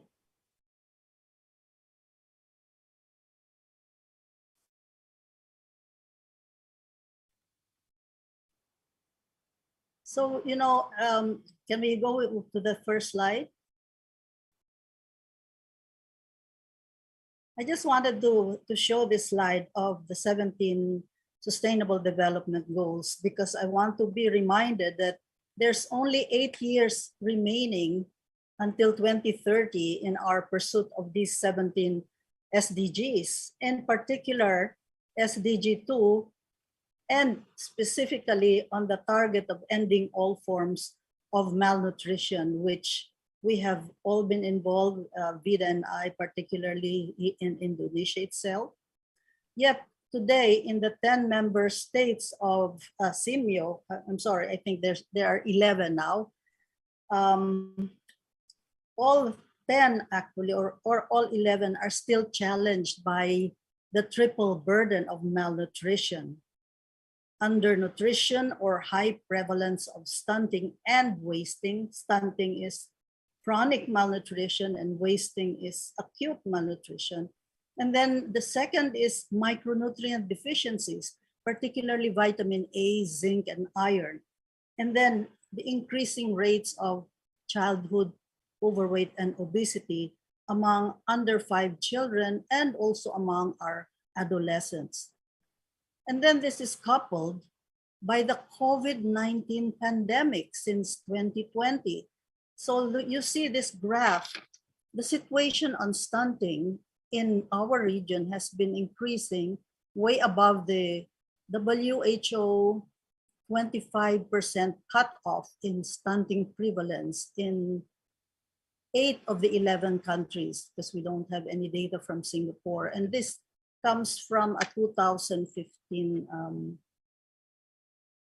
graph based on the ASEAN Food Security Report, which definitely has already, maybe the situation has even become worse because of COVID. And it's the same for wasting or acute malnutrition. In fact, for wasting, it's higher than the WHO cutoff of the 5% for wasting in 8 of the SEAMEO countries, the 11. So did you know that severe wasting and stunting, for that matter, can set back a child's brain development, school performance, and therefore the future productivity of countries, and over time, our nation's economic growth. And that's why we are so focused on this target 2 of SDG, which is ending all forms of malnutrition. Of course, all your experiences, all the sharing of the other esteemed resource persons address the other targets, and very important is, of course, food security. Now, ASEAN member states, next slide, please. And of course, its associate and affiliate members must work as one to engage all sectors, public and private, CSOs, mass and social media, community influencers, and the international development community in a renewed commitment for urgent unified actions to end child malnutrition in all its forms. As you well know, unified action depends on effective communication. Of course, it's not only communication, we need also supplies, we need capacity building and all that. But all of this involves coordinated action, which is the result of effective communication. Next slide, please. So actually really engaging the business sector in synergy with multi-sectoral and multi-stakeholder national nutrition programs is very essential, or I think that's an overstatement, to scale efforts in nutrition specific and nutrition sensitive interventions to achieve nutrition outcomes. So far, we've only heard about nutrition sensitive interventions. We need to also address, and that's how I've been in partnership with ministries of health and the private sector to really focus on the more nutrition specific interventions in nutrition communication.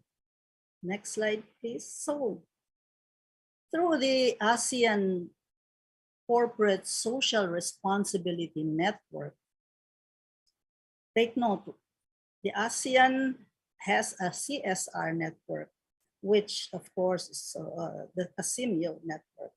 We need to engage strategically with private sector actors to advocate for business policies. Number one, policies.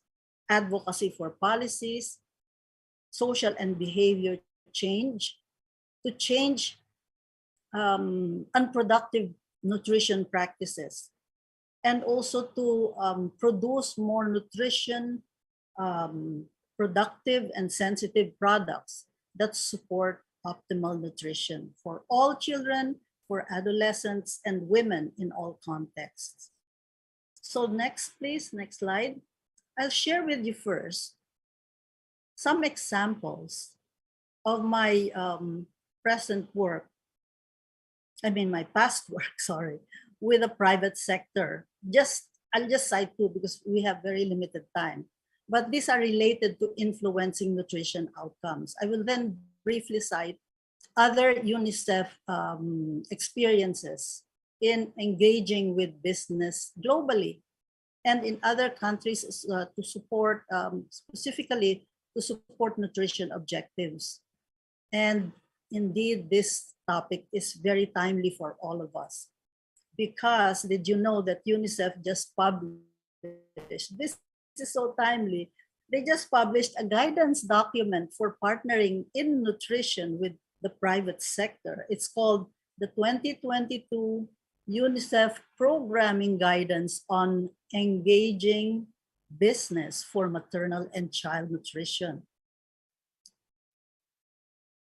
Next, please. Since we have only 20 minutes for this topic, I'm also sharing an accompanying UNICEF publication to the programming guidance, the 2021 Compendium of 10 case studies on engaging business for nutrition outcomes. You will find more details about the areas of engagement that I will focus my talk today on. Okay, so first, let's start with my experience with Johnson & Johnson Philippines. It so happened that during my first stint with UNICEF back in the mid-1990s, Johnson & Johnson had already been a staunch UNICEF partner even before I joined. Under its corporate social responsibility program, J&J actively promoted the Baby Friendly Hospital Initiative, a very nutrition-specific program which started globally in 1993 and also embraced by the Philippines through the Department of Health, the UNICEF partner. Of course, we work closely with the Department of Health until now, along with the Integrated Midwives Association of the Philippines. So J&J Philippines continued this partnership by being a catalyst for other business groups to take up the cost for Filipino children and women. Now, what they did, because as the chief of communication in the UNICEF office, both in Manila and later when I transferred to Thailand, I was also in charge of supporting the private sector fundraising program of UNICEF. So this was an advantage because I was in touch with a lot of business partners of UNICEF. What they did as part of private sector fundraising was sponsor cocktails, exhibits, media coverage around UNICEF's program of cooperation on health and nutrition, on WASH, on child protection, okay, with the Philippine government. It's not just a UNICEF program, by the way. It is, of course, to support and to really to support the goals, the priorities, the 5-year priorities of the Philippine government, or with what we call the medium-term Philippine Development Plan, which all countries have as well.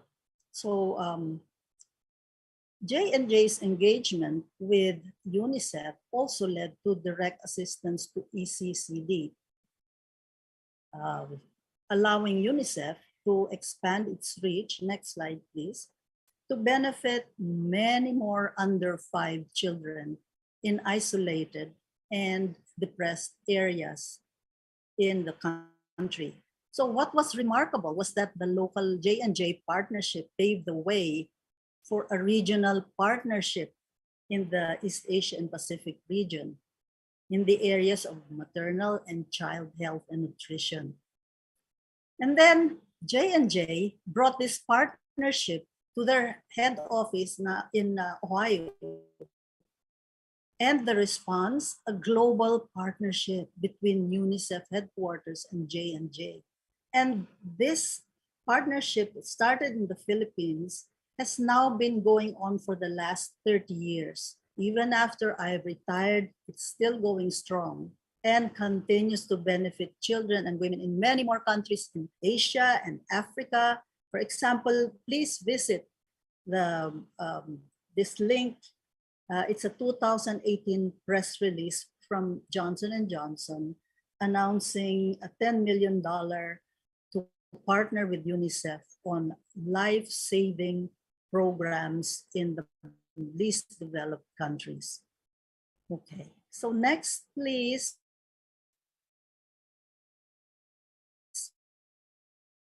Talk about experience with Procter & Gamble Philippines. The partnership with UNICEF really started in 1999 and still ongoing.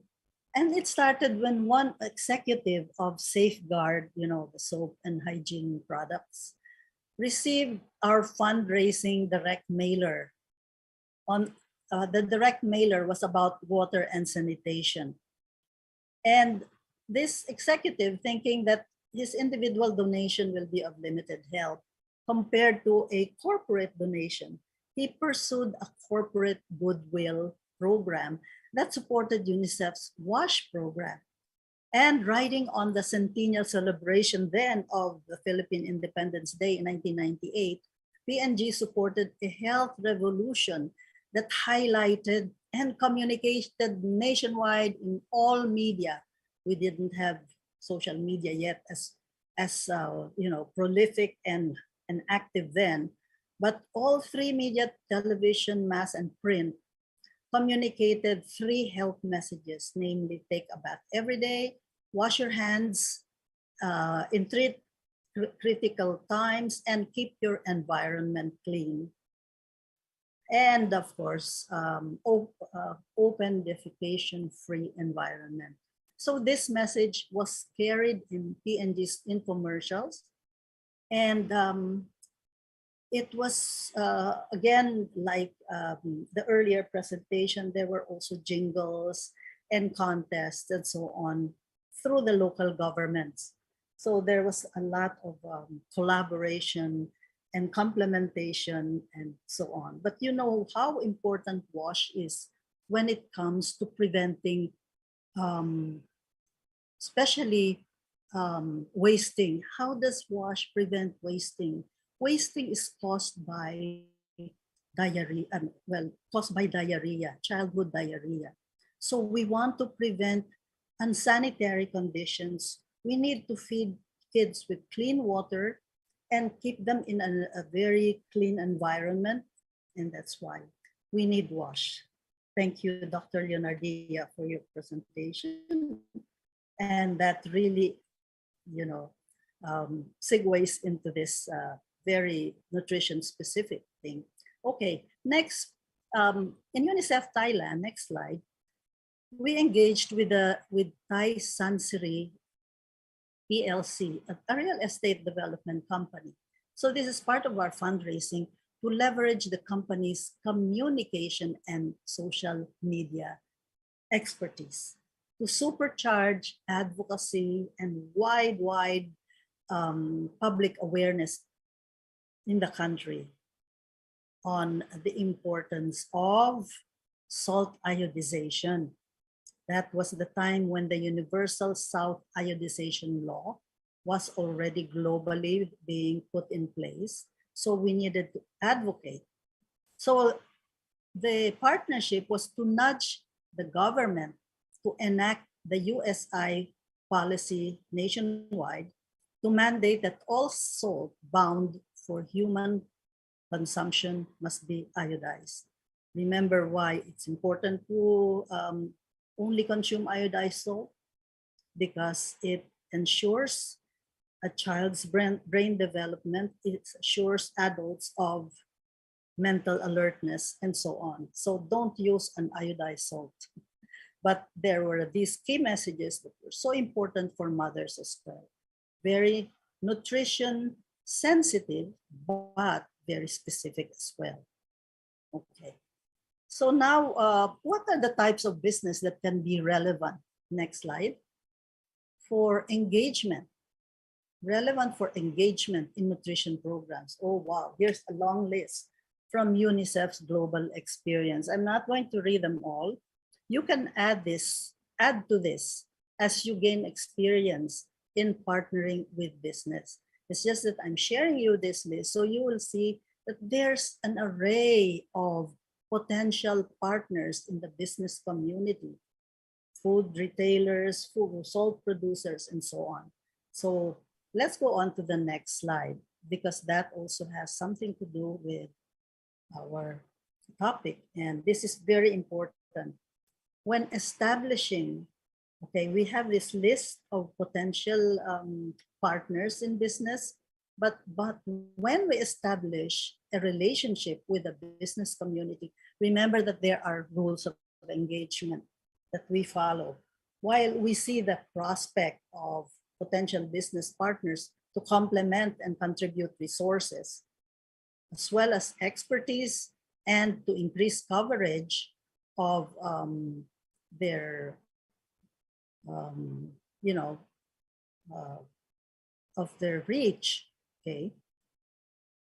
We need to also reach through their wide distribution system, you see, and also their media reach. So we need to review each potential partner using an extensive, what we call due diligence process. This ensures that the proposed engagement does not violate any of, for example, UNICEF's or the government's exclusionary criteria. But what do we mean by this? What's exclusionary criteria? For example, we exclude or say no to businesses linked to manufacturers of infant formula because we promote and only insist exclusive breastfeeding for the first 6 months, okay? We say no to business associated with tobacco, with highly processed foods, child labor, and other rights violations, especially child rights violations, and those linked to producing harmful substances and arms. We ensure that there are no risks that may harm the organization's reputation also, or its ability to fulfill its mission to protect children. In particular, the issue of conflict of interest, whether real or perceived. Okay, so now let's talk about, the next slide, please. Let's talk about the 5 business areas that can support our nutrition programs. Let's start with the first one, business as provider of essential goods and services. For example, through industry, or what we call through industry support for, let's say, salt iodization, and also large-scale food fortification or fortified complementary foods and micronutrient supplements, okay?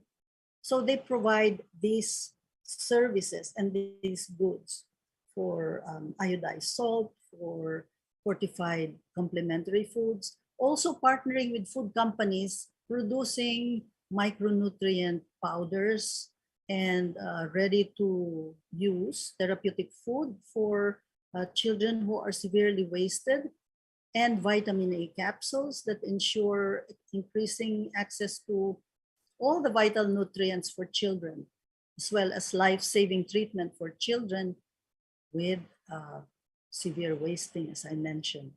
Okay. Next, let's go to the second area. Number 2 is business as employer. So we engage in like businesses in the agriculture sector, in the manufacturing sector, because globally, most common engagement that UNICEF has is with business associated with working with employers in developing mother and baby-friendly workplaces. First, also embracing the policies around mother and baby-friendly workplaces to promote optimal breastfeeding in a variety of settings. Because why this has shown that it is possible to advocate with companies to embrace policies supporting maternal protection, breastfeeding in the workplace, and to agree to allocate physical spaces for working mothers to breastfeed. And many of you might all be familiar with this because hopefully your places of work, especially government, is very baby and mother friendly when it comes to this, of course. And then let's go on to the third area. Business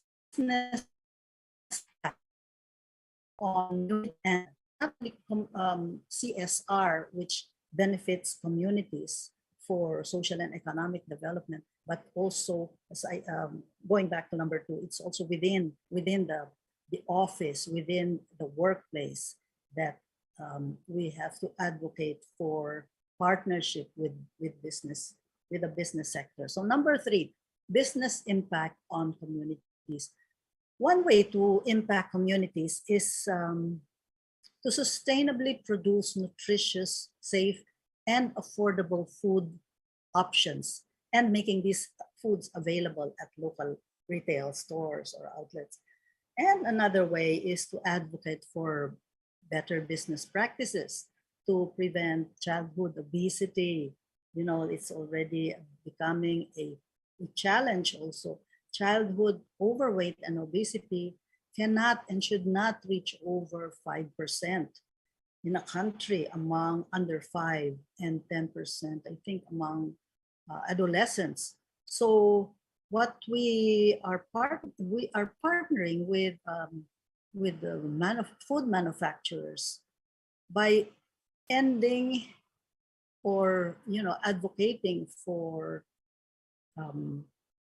less production of or not really, but more partnering with schools, as mentioned earlier, by ending direct engagement with food and beverage companies producing unhealthy foods and over sugar sweetened beverages and snacks that cause overweight, that leads to the more problematic obesity among children. And why are we doing this? Why are we also trying to stem the increase of overweight and obesity?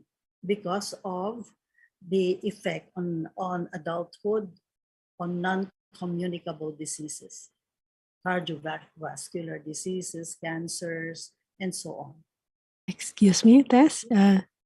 Time is up, so please wrap up. All right. I'll just cite business technology and innovation. I will not talk about this because it's already, and business is a positive influence in society through corporate social responsibility.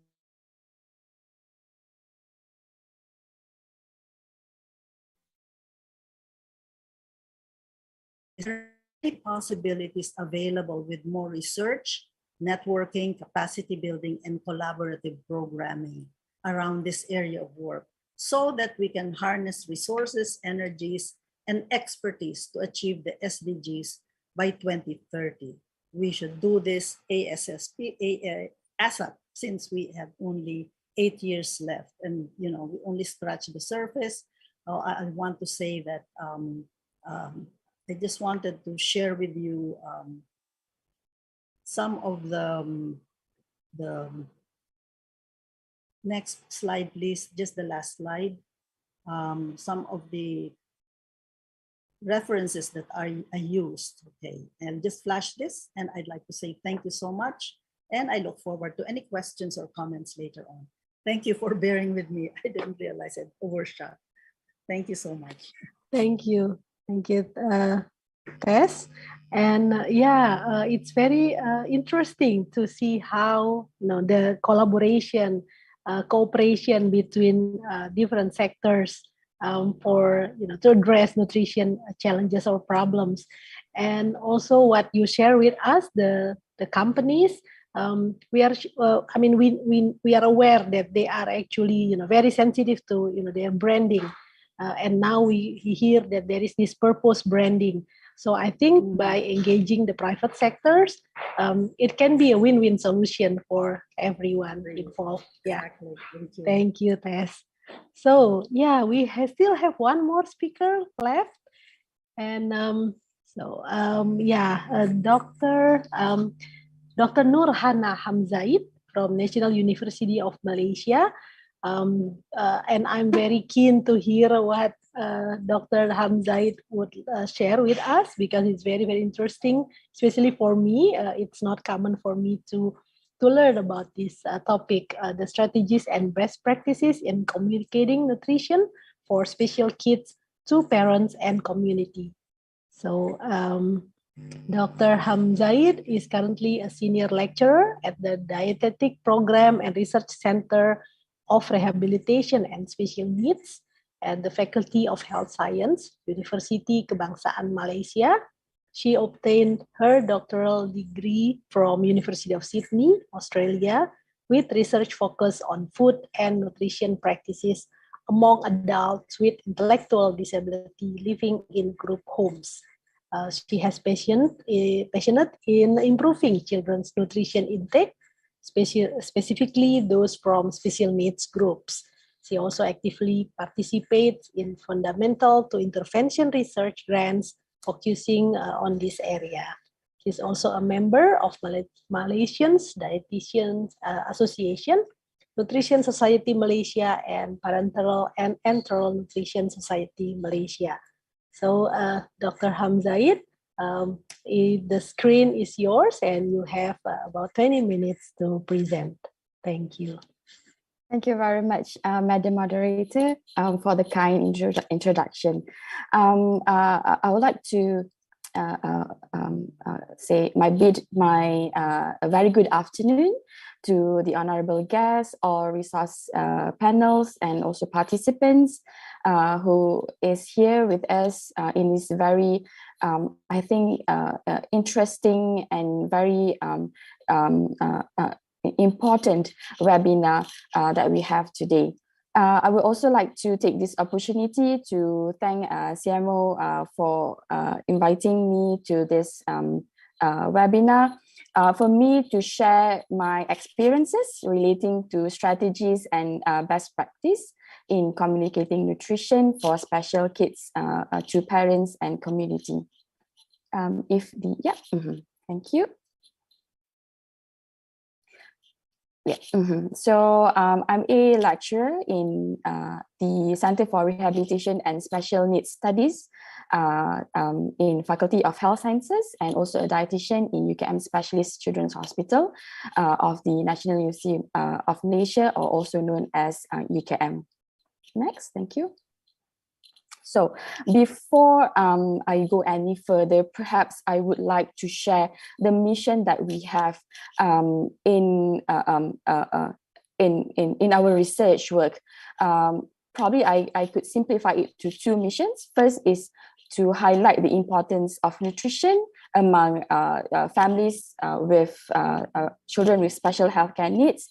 And secondly is to provide a practicality approach in providing healthy nutrition, because we know from the literature the prevalence of malnutrition among children with special healthcare needs, even probably I can say even worse than what we have among the typically developed children. All right, next, thank you. So to tackle this or to achieve this mission, what we have been doing is actually a integration work. So we have a clinical practice which involve multidisciplinary teams. We also do research, actively doing research in fundamental and also application levels. We do publish papers. We try our best to publish in highly cited journals. On top of that, we also do talk to the NGOs through our research. And we also have product innovations and interactive books that we also we come up with or we publish either with the university or commercial publishers. And as the first speaker mentioned, it's quite important to have social media engagement. We also do have that. And last but not least, at this point of time, what we are currently doing, we are also collaborating with the NGOs, international NGOs. It is called ITSI, or International Dysphagia Diet Standardization Initiative. All right, next. Right, we know that when we talk about special healthcare needs group, there are a lot of diagnoses. All right, so my research focusing at this moment of time, I'm focusing on autism spectrum disorder and cerebral palsy groups. All right, thank you. Next. Okay, so I started my work after completing my PhD as a dietitian in the hospital. All right, and from there we are actively involved with Autism Feeding Clinic, which is a special clinic under CDC. We call it as Child Development Center in HPKK, or UKM Specialist Children's Hospital under the National University of Malaysia. So in this clinic, what we do is actually, we do have a multidisciplinary team consist of the physician who are the child developmental specialists. We also have dietitian, occupational therapists, speech language therapists, psychologists, and also nurse. So the main objective of this clinic is actually to identify the core problem of dietary issues among patients that are being referred to us. And then what we did is actually we have a concurrent assessment. We do a concurrent assessment, and then we come up with agree with one management that need to be implemented by the patient's family. So after that, we will have a follow-up sessions, and we do see improvement from this approach, which is the multidisciplinary approach, in improving the nutrition status of children with special healthcare needs. All right, next. Okay. On top of the clinical work as a lecturer and also academician in a university, we cannot run from doing research work. All right, so here I like to share some of our latest project. I also like to take this opportunity to thank my students who have been working very hard in conducting all the research. And we can see here that if you see on the right side of the slide,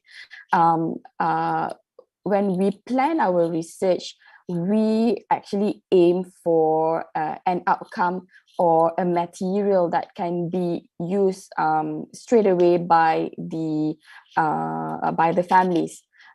Because why we say that it is quite important is because special needs group are quite are diverse, right? In the sense of their needs, and also we need somehow or rather to cater the differences that they actually have. So for example, for the first project is actually a validity and reliability project study. We actually come up with a validated dietary assessment tool, what we call as Kitty Kit, because we know to assess dietary intake among special healthcare children is quite difficult, right? And we know that we need to use proxy reporter, and we know, we even understand that even the proxy reporter are quite equipped, or quite their time are quite filled with all the therapy sessions that they need to adhere to. So we come up with a new assessment tool, a dietary assessment tool, in order to have a better what we call dietary record or dietary report. All right. And then the next one is we also develop a nutrition guideline module for children with autism, because from our studies, we see that the nutrition knowledge among the caregivers are quite low. So that's why we come up with this nutrition guidebook so that they can use straight away for their in their family. On top of that, we also have we heavily do research in oral sensory modulation and also dietary eating habits, because we know that from our research, we also find out that sensory issues does play a role in having a poor nutritional status among special needs group. All right.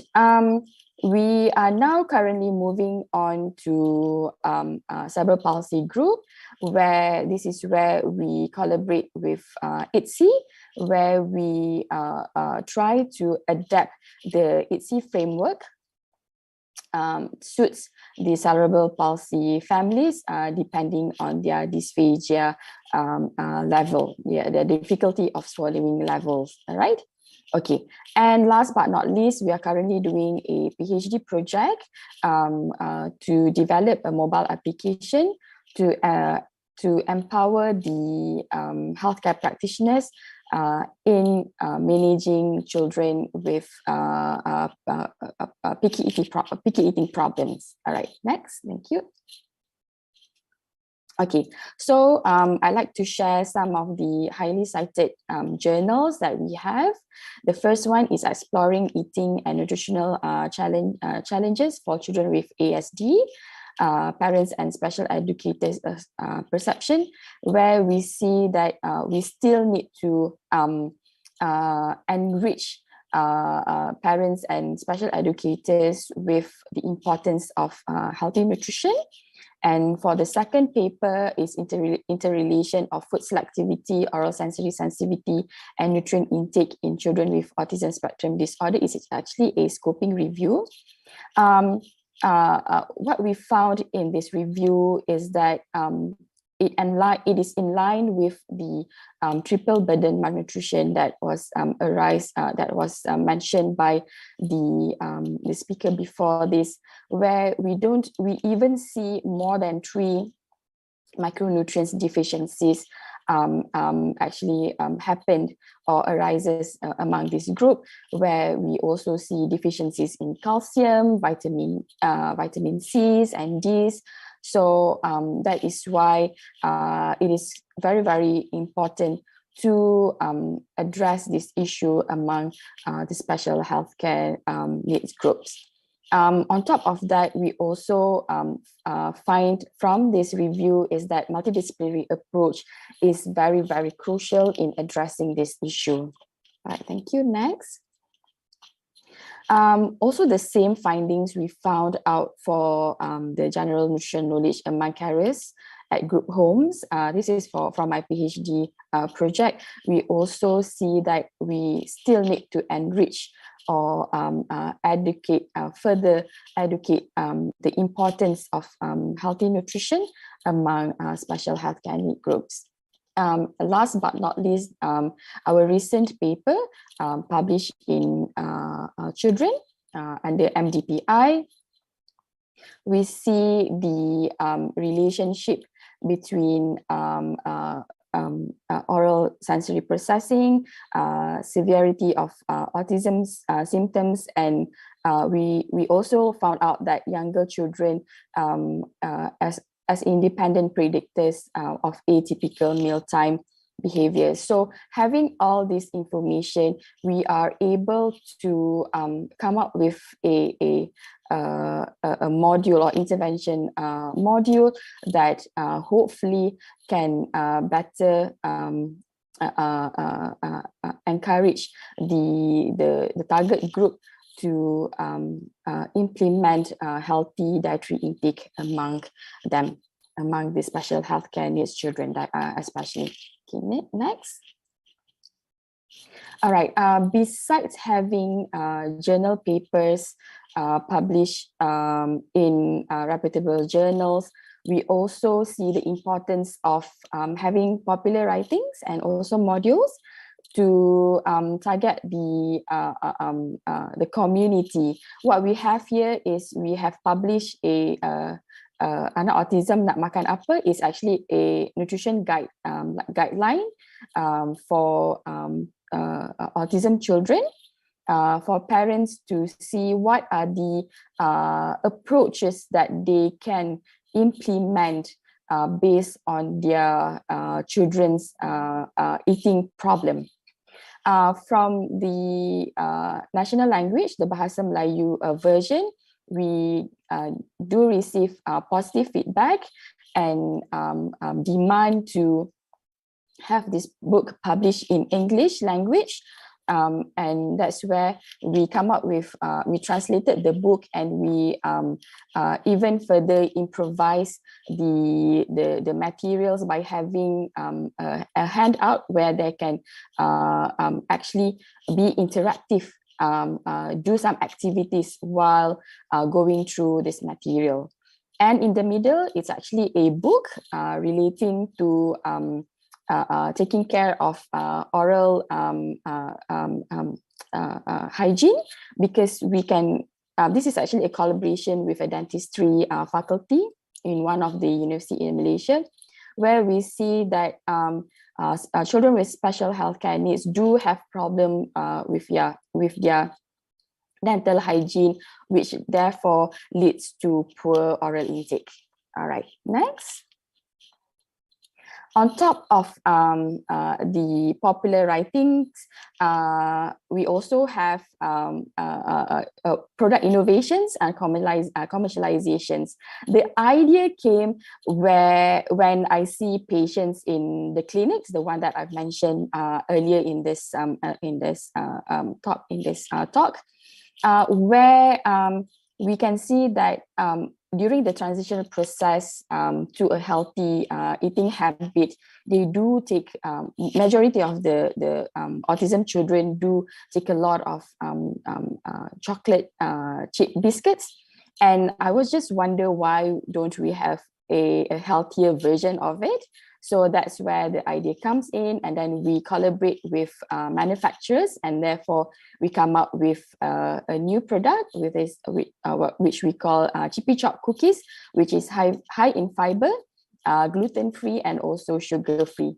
On top of that, we also come up with our own high fiber and gluten-free flour, which we are now venturing with another manufacturer to come up with a healthy dry noodles, which is high in fiber and also gluten-free. The reason why we do have these all innovations, because we want to increase or make more availability in the market. Because as we see in Malaysia, those products which is high in fiber and free gluten or sugar-free are mostly imported, which are it is actually quite expensive. So that's why we come up with these innovations so that the families can have other options, which is much cheaper, that suits their needs. All right, next, thank you. Okay, I think this is the, on top of that, we also have the social media approach, where we think that it is quite important to engage directly to our target population. What we have here is one of my students' initiative is to come up with a Facebook page, a closed Facebook page for targeting autism families, so they will get evidence-based informations, because we can see that that is also one of the needs in empowering the families with the best nutrition knowledge for this group. Okay, next. All right. The last approach, or what we are currently doing, is actually called the collaboration with ITSI, the International Dysphagia Diet Standardization Initiative, where this is actually an NGO that come up with a framework that suits which is need to be implemented by healthcare practitioners and also families with CP children. For our case, is CP children that has a problem with swallowing. So one of the project that we have done is actually under my undergraduate students project, where we come up with one online module just focusing on level 6 ITSI, where we adapt this framework to the local cuisine. So the objective is for the CP children to enjoy food, enjoy the family food, in order for them to achieve their nutritional needs. All right, next. All right, last but not least, I think all of this, all the work that our research team has done is actually in line with the WHO caregiver skills training, where we see before this the importance looking into the multidisciplinary approach among healthcare givers, and now we are moving to empowering the family members so that they can also conduct the best practice for their children. Okay, next. Last but not least, okay, so the key messages here is for me is to address the mission that I've mentioned much earlier. Firstly is to identify, we need to identify, understand, enrich and empower the target community. And secondly is to be creative and innovative and celebrate, to celebrate the diversity of this population. With that, thank you very much. Back to you. Thank you so much, Dr. Hamzaid. It's very, very enlightening, especially for me, because I didn't see much of this kind of presentation to the special, the children with special healthcare needs, right? And also to be able to, come up with locally produced products for them. I think that would be a very innovative solution, and that would really be, I'm sure that the parents would really appreciate, because they must have, a lot of issues to address when dealing with, children with special healthcare needs, not only nutrition, but also other challenges. So providing them with mobile application, for example, I think that would be a very great support, and also not only to the parents, but also to the community. So this is very inclusive and innovative approach, I would say. Thank you very so much. much. Thank you. Yes. And now we come to the Q&A sessions, and thank you for the participants who have shared with us their questions, and the committee have tried to, selected a few questions, because we don't have much time left now. We have about 20 minutes, I think, for Q&A. So I would like to ask the committee to share the screen of the questions that we have for each speaker. And thank you so much. We've received a lot of questions, but we try to start by giving each speaker with one question.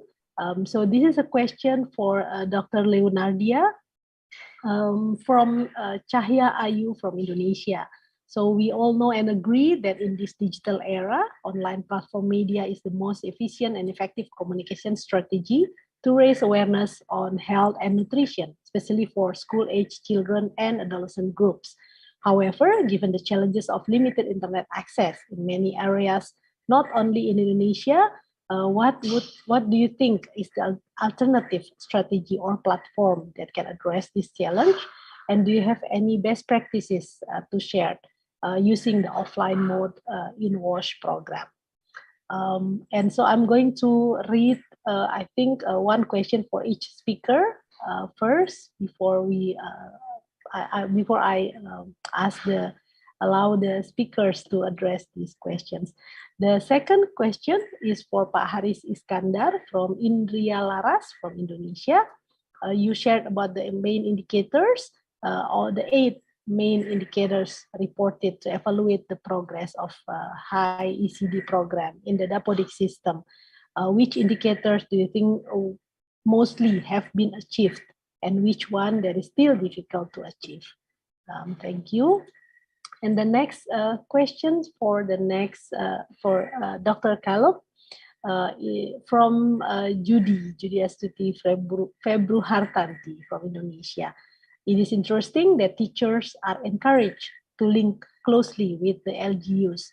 What was your experience on the teachers' capacity to be skillful when communicating with the LGUs, so that the school programs could get their attention and support? And I believe we have another question for Tess. Yeah, this is from Evi Nur Hidayati for Tess. The question: could you please explain in more details about how to manage the conflict of interest in engaging business sector for nutrition program? Is there any specific guidance for the management to manage the conflict of interest? And is there any kind of sanction if the involved stakeholders break the regulation? Okay. And do we have questions for Dr. Hamzaid?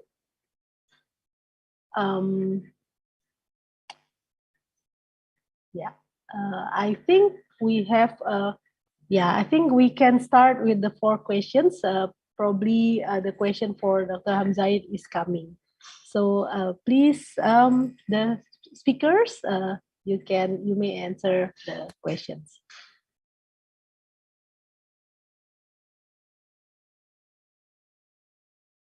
Maybe Dr. Leonardia, would you like to start?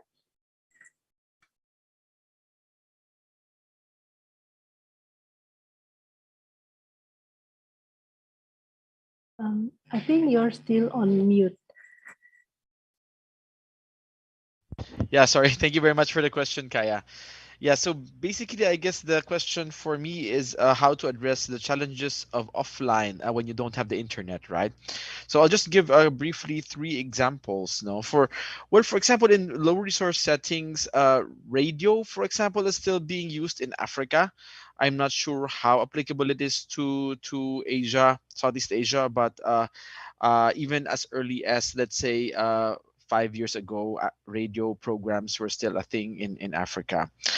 The other method that we used, according to my own experience, is really through mobilizing school community, building the capacity of school teachers or school heads to mobilize school communities to disseminate the message, right? So, for example, there's a manual for school communities and how they can promote the key messages of WASH in schools to the parents and then the students, and then with the expectation that these messages will trickle down into the greater community. But we were never really able to find out the exact reach or how far this message went. Also, we also do not know whether the messages were diluted or how far they really impacted the behavior in the end. No? So it's also hard to track the effectiveness of this.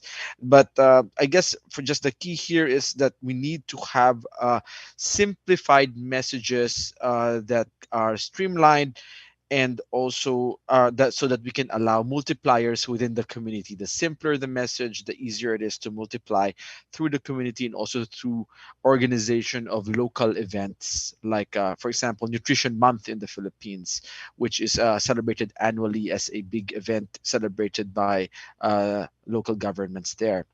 And the last thing, perhaps also to really do things at scale without the internet, would also be to integrate your messages into the monitoring systems, but by putting key indicators, for example, of WASH in schools that need to be achieved by schools, and for maybe also for local governments, then you are somehow disseminating the message through existing accountability systems.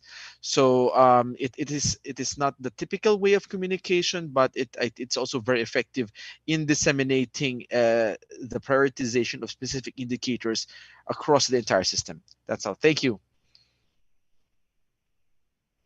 Yeah, thank you, Dr. Leonardia. Pak Haris, would you like to respond to the Thank question? you, Ibu Indria, for the question. Let me share the screen here. Probably there's a data that I can share to you from our Dapodik system. Here you go. The question is among 8 indicators. Can you see the screen? Yes, we can. Yeah. See, hold on. The question is among 8 indicators, which one is the most achieved that by ECC unit? I have 2 screen here. 8 indicators. 8 indicators of holistic integrated early childhood development. As you see, 8 indicators reported by school. The highest one is here, indicator number 3, which is the growth and development measurements. This is the ECC unit to become a hub. They will work in harmony with Posyandu at grassroots level on regularly measuring the growth and the development of children. This is the instrument from the Ministry of Health, the DTK, KPSP, KMSC, KIA. This is I don't have to explain, but actually this is all the measurement from growth, and also the measurement of development of children. Which indicator that is the least, the most difficult one is here with 3.7%, which is the facility of sanitation and running water. They have to have in the unit. Yeah, this is unit, and they need the help here. But our money is not that much, to giving us assistance to 230,000 ECC units throughout the country. And we actually, this is that we would like local government to come moving forward to giving them hands in terms of giving them facilities and water at each ACC unit in their own district. I think that's giving you answer, Bu Indria. Among 8 indicators, this is the one. Thank you very much. Thank you, Pak Haris. Now, Dr. Calub. Yes, good morning again. So the question for me is, it is interesting that teachers are encouraged to link closely with the LGUs. What was your experience on the teacher's capacity to be skillful when communicating with the LGU so that the school programs could get their attention support? Initially, actually, there's like an interdepartment perception of each other. And initially, the teacher said, when we told them they can go to the municipal agriculture offices and the other LGU units, they said, I don't think they're doing anything about that. They're not concerned with nutrition and all this. And I said, well, you don't know, you have to try first. And then, so when we planned the workshops, we planned it like together with the other stakeholders. We made them sit together because the planning was done by municipality. Where the schools are located, that municipality, we also invited, of course, the teachers, the school heads, the municipal agriculture staff, also from the nutrition staff, also including the village leaders where the school is located. So they plan together, analyze the problem together, make the action plan, implement together, and then also we introduced self-monitoring, participatory monitoring and evaluation. So they have to monitor their own progress based on what they plan, based on what they are implementing. So it's like building the sense of ownership of the program that they're doing. And then the other thing is that on our part, as the implementing agency, we also tried to visit the different LGU units, local government units, to explain to them about what we are doing and then what kinds of help that they can offer to the schools. But we did our assignment first. We searched first what are the existing programs of the different LGUs, of the different local government units, and then we just tried to ride on the School Plus Home Gardens project on what is already existing. So it was easy for the different units. They don't have to prepare a separate program, but they will just, for example, for the municipality, for the municipal agriculture office, they provide seeds, planting materials, training for farmers. And I said, school gardening is also an agricultural activity. So can you please include the teachers, not just farmers, but can you please also include something for the teachers? And later on, they were providing additional funding and support for the teachers, including conducting the training, not just for their, they widened their list of beneficiaries, not just farmers, but also the school gardens and the teachers. Yeah, so it's a combination of techniques, strategies. Yeah, because that's a systems approach, Dr. Calub. Okay, thank you. And so now, Tess, would you be able to turn on your video and respond to the question? Thank you.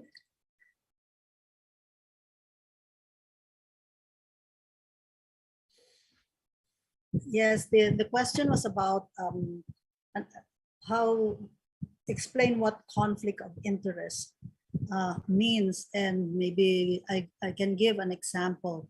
UNICEF or even the government is careful that when we partner with a business company, like for example, the Johnson & Johnson has products, Procter & Gamble has products, as well as Unilever, as mentioned earlier for wash.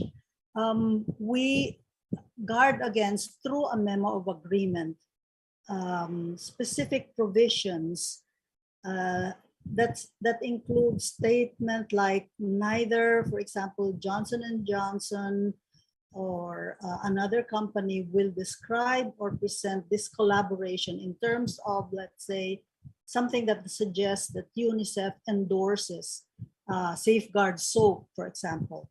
What is in the provision is that the company just includes the key messages of why it is important to wash hands, or why it's important to exclusively breastfeed. And UNICEF says that exclusive breastfeeding for the first 6 months is beneficial for your child, and it's the best milk, blah blah blah, etc. But not endorsing a specific product. That's what the conflict of interest is, so that it does not appear that we are, the commercial interest of the company is what we are promoting or what we are supporting. You see, we try to be very careful that the products are not, what we are promoting to potential customers, but it's the key message. So no conflict of interest in terms of, particularly when it comes to safeguarding the rights of children. And that also includes identifying specific groups for specific products and so on. So there's no conflict of interest there. But basically, it really points to the fact that we don't endorse specific products of our partner business companies. It's just the partnership in the MOU that says that they will keep the key messages that we want to show when they have that particular commercial. For example, Johnson & Johnson, for example, says UNICEF endorses this doesn't endorse, does not endorse. There's no such message to that effect, but that it is better to wash your hands, or to have whatever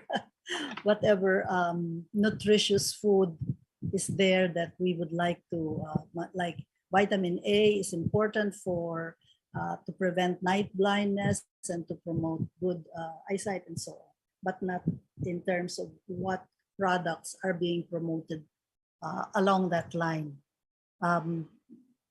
Is that clear, or am I making myself clear, or is there any other point that you would like to raise? I think that's very clear, Tess. Thank you so much. And we also have 2 questions actually for Dr. Hamzaid, but we will have to choose one, unfortunately, because of the time constraint. So this is the question for Dr. Hamzaid. What are the challenges that you have encountered when communicating nutrition matters to parents with special kids, and how did you address them? From Dr. Jess. Thank you. Please, Dr. Hamzaid, you may answer. Thank you very much, Dr. Jess, for the question. What are the challenges that I face when I face with the parents?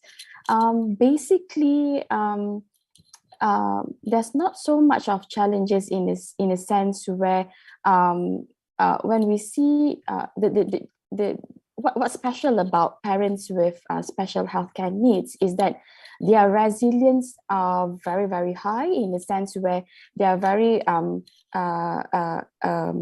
receptive or accepting what are the information that we are trying to tell them, when we want to get the message across, that they are very open to the importance points that we will try to highlight and address relating to eating healthy or healthy nutrition among their children. So in a way, for them to increase awareness is not such a big hurdle for us. I think that the main challenges is for them to apply the knowledge that we are disseminating to this group, because we know that they are quite occupied in the sense where they need to bring their child to many therapies. So in order in order for their child to be able to live as their peers, their typical development peers. So what we need to do as a researcher or a healthcare practitioner is to simplify in a way, as I like the point where the first speaker says that to simplify the messages, to get the messages simplified, and then create a tool that they can use in providing healthy nutrition for their children. Because it's just like what are the best way for this family to give healthy nutrition for their family, and what about family B, what about family C? So those are the things that we need to tackle, and in order to disseminate the idea, the objective, and in order for them to be able to practice them and for the benefit of their healthcare, for their children, the special needs children. Yeah, thank you. Thank you, Dr. Hamzaid. With that, I have to conclude the Q&A sessions. We really appreciate the many questions that we received but haven't been able to address due to the time constraint. Thank you, Pak Muhtar, Pak Jess, Ibu Dwi Aini, Wulan Plawita, Arienta Sudibya, Rahmawati, Agustina, Jovita Okta, dan I think those are the participants who have answered multiple questions to the speakers, but we are sorry, we apologize for the time constraint, because SEAMEO RECFON would have the governing board meeting after lunch, so we don't want to take too much of their time so that they can have a proper time for lunch and break. Okay, so I would like to share just one slide for the takeaway message from all the speakers. It's very challenging for me because I really want to, I was really listening to your presentation, but I have to make these takeaway messages. So first, I think it's very important for us to address the problems and challenges in nutrition using the systems approach and thinking. Because there are a lot of issues that also contribute to the nutritional status of children. So that we also need to optimize the multi-sector and multi-stakeholder approaches, because everyone must have a role to play to address these very important issues. And we also we also learn about how to use the mix of various channels and materials very strategically, and also supporting those channels and materials with activation, such as events, activities, and also nudge strategy, using them at the right timing and addressing to the target groups and their social circles. So not only the our primary target groups, but also their network. And also, I think last but not least is that we learn that innovations and programming need to also be inclusive, as we want to ensure that no child is left behind. I think those are the important messages that we learned from all the speakers. And so again, thank you so much for all these distinguished speakers that you have shared with us very valuable lessons learned and best practices and strategies. I hope we all can use the lessons learned and try to, use the different strategies to our programming. So I think that's all from me. I apologize if there are some shortcomings throughout the event, and I would like to return this back to the MC. Thank you. Thank you so much, Ibu Fida, for the takeaway message and summarizing the discussion. And of course, I would like to thank you for all of the resource person, Mr. Juan Alfonso Leonardia, MD, M.Sc, Insinyur Haris Iskandar, PhD, Dr. Blesilda M. Calub, PhD, Dr. Teresa Stuart, Guida, PhD, and of course, Dr. Hana Hamzaid for the insightful session. Thank you for our participants for your interesting question and your enthusiasm. We are now moving to the next session. I would like to invite the Deputy Director of Program of SEAMEO RECFON, Dr. Jesus C. Fernandez, to deliver some information regarding the Experts Hub. Dr. Jess, the screen is yours. Yes, thank you very much. Am I going clear? Okay. Maybe I just check. Okay. I still be backing. Yeah.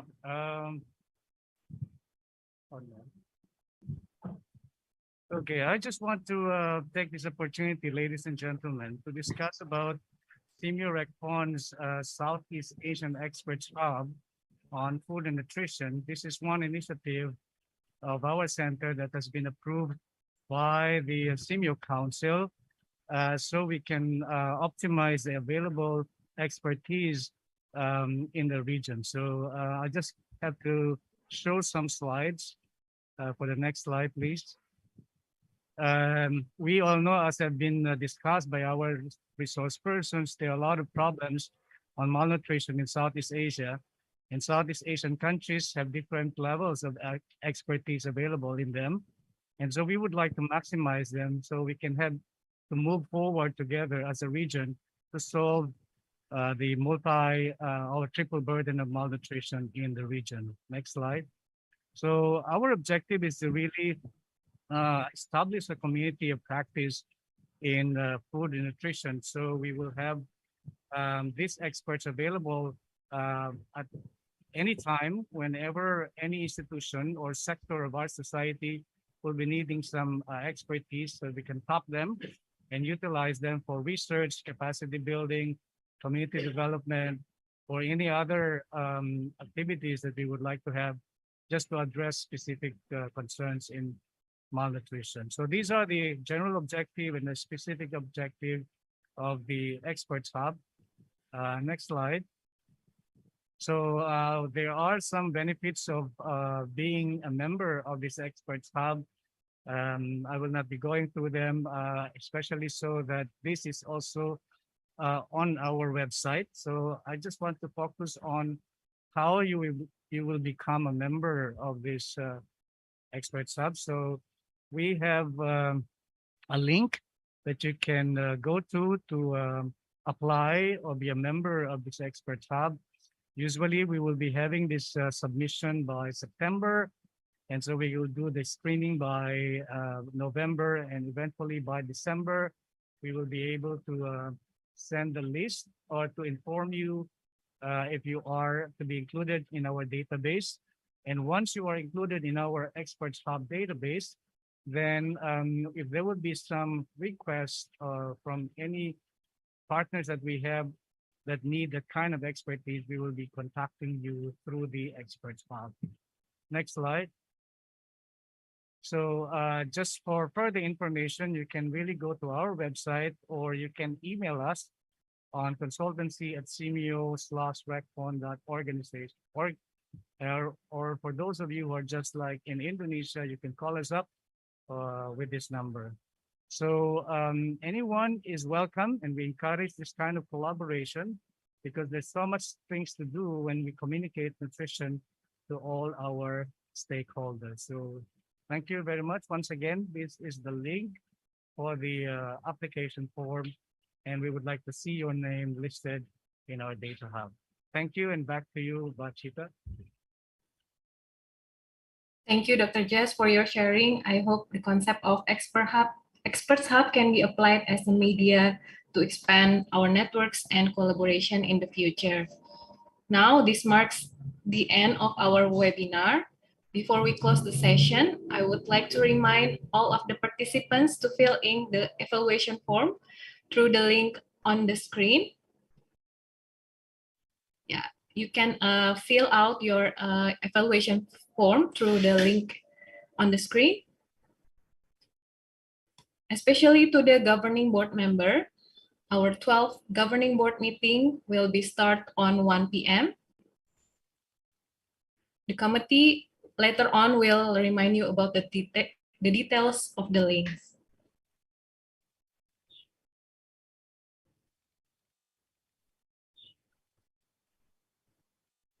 Once again, I would like to remind all of the participants, don't forget to fill out the evaluation form as a proof of your attendance for this webinar.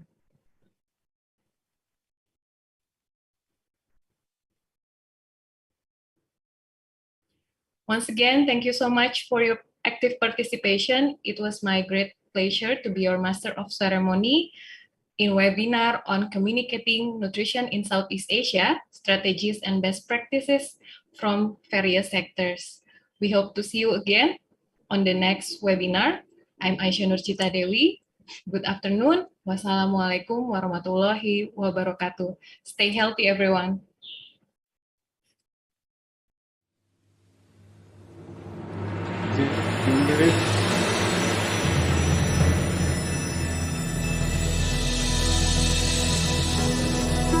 It's time to open our eyes to a bright and promising future.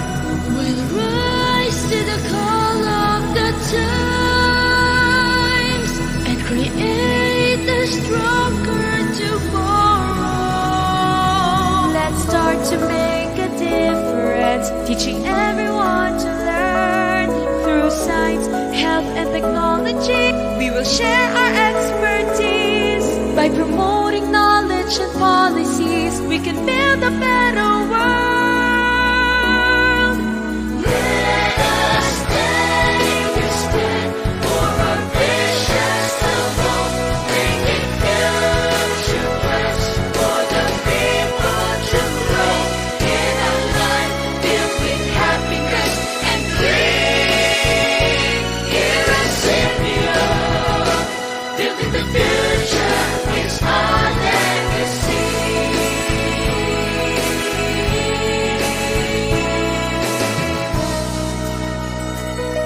We'll achieve our goals through partnership, creating opportunity.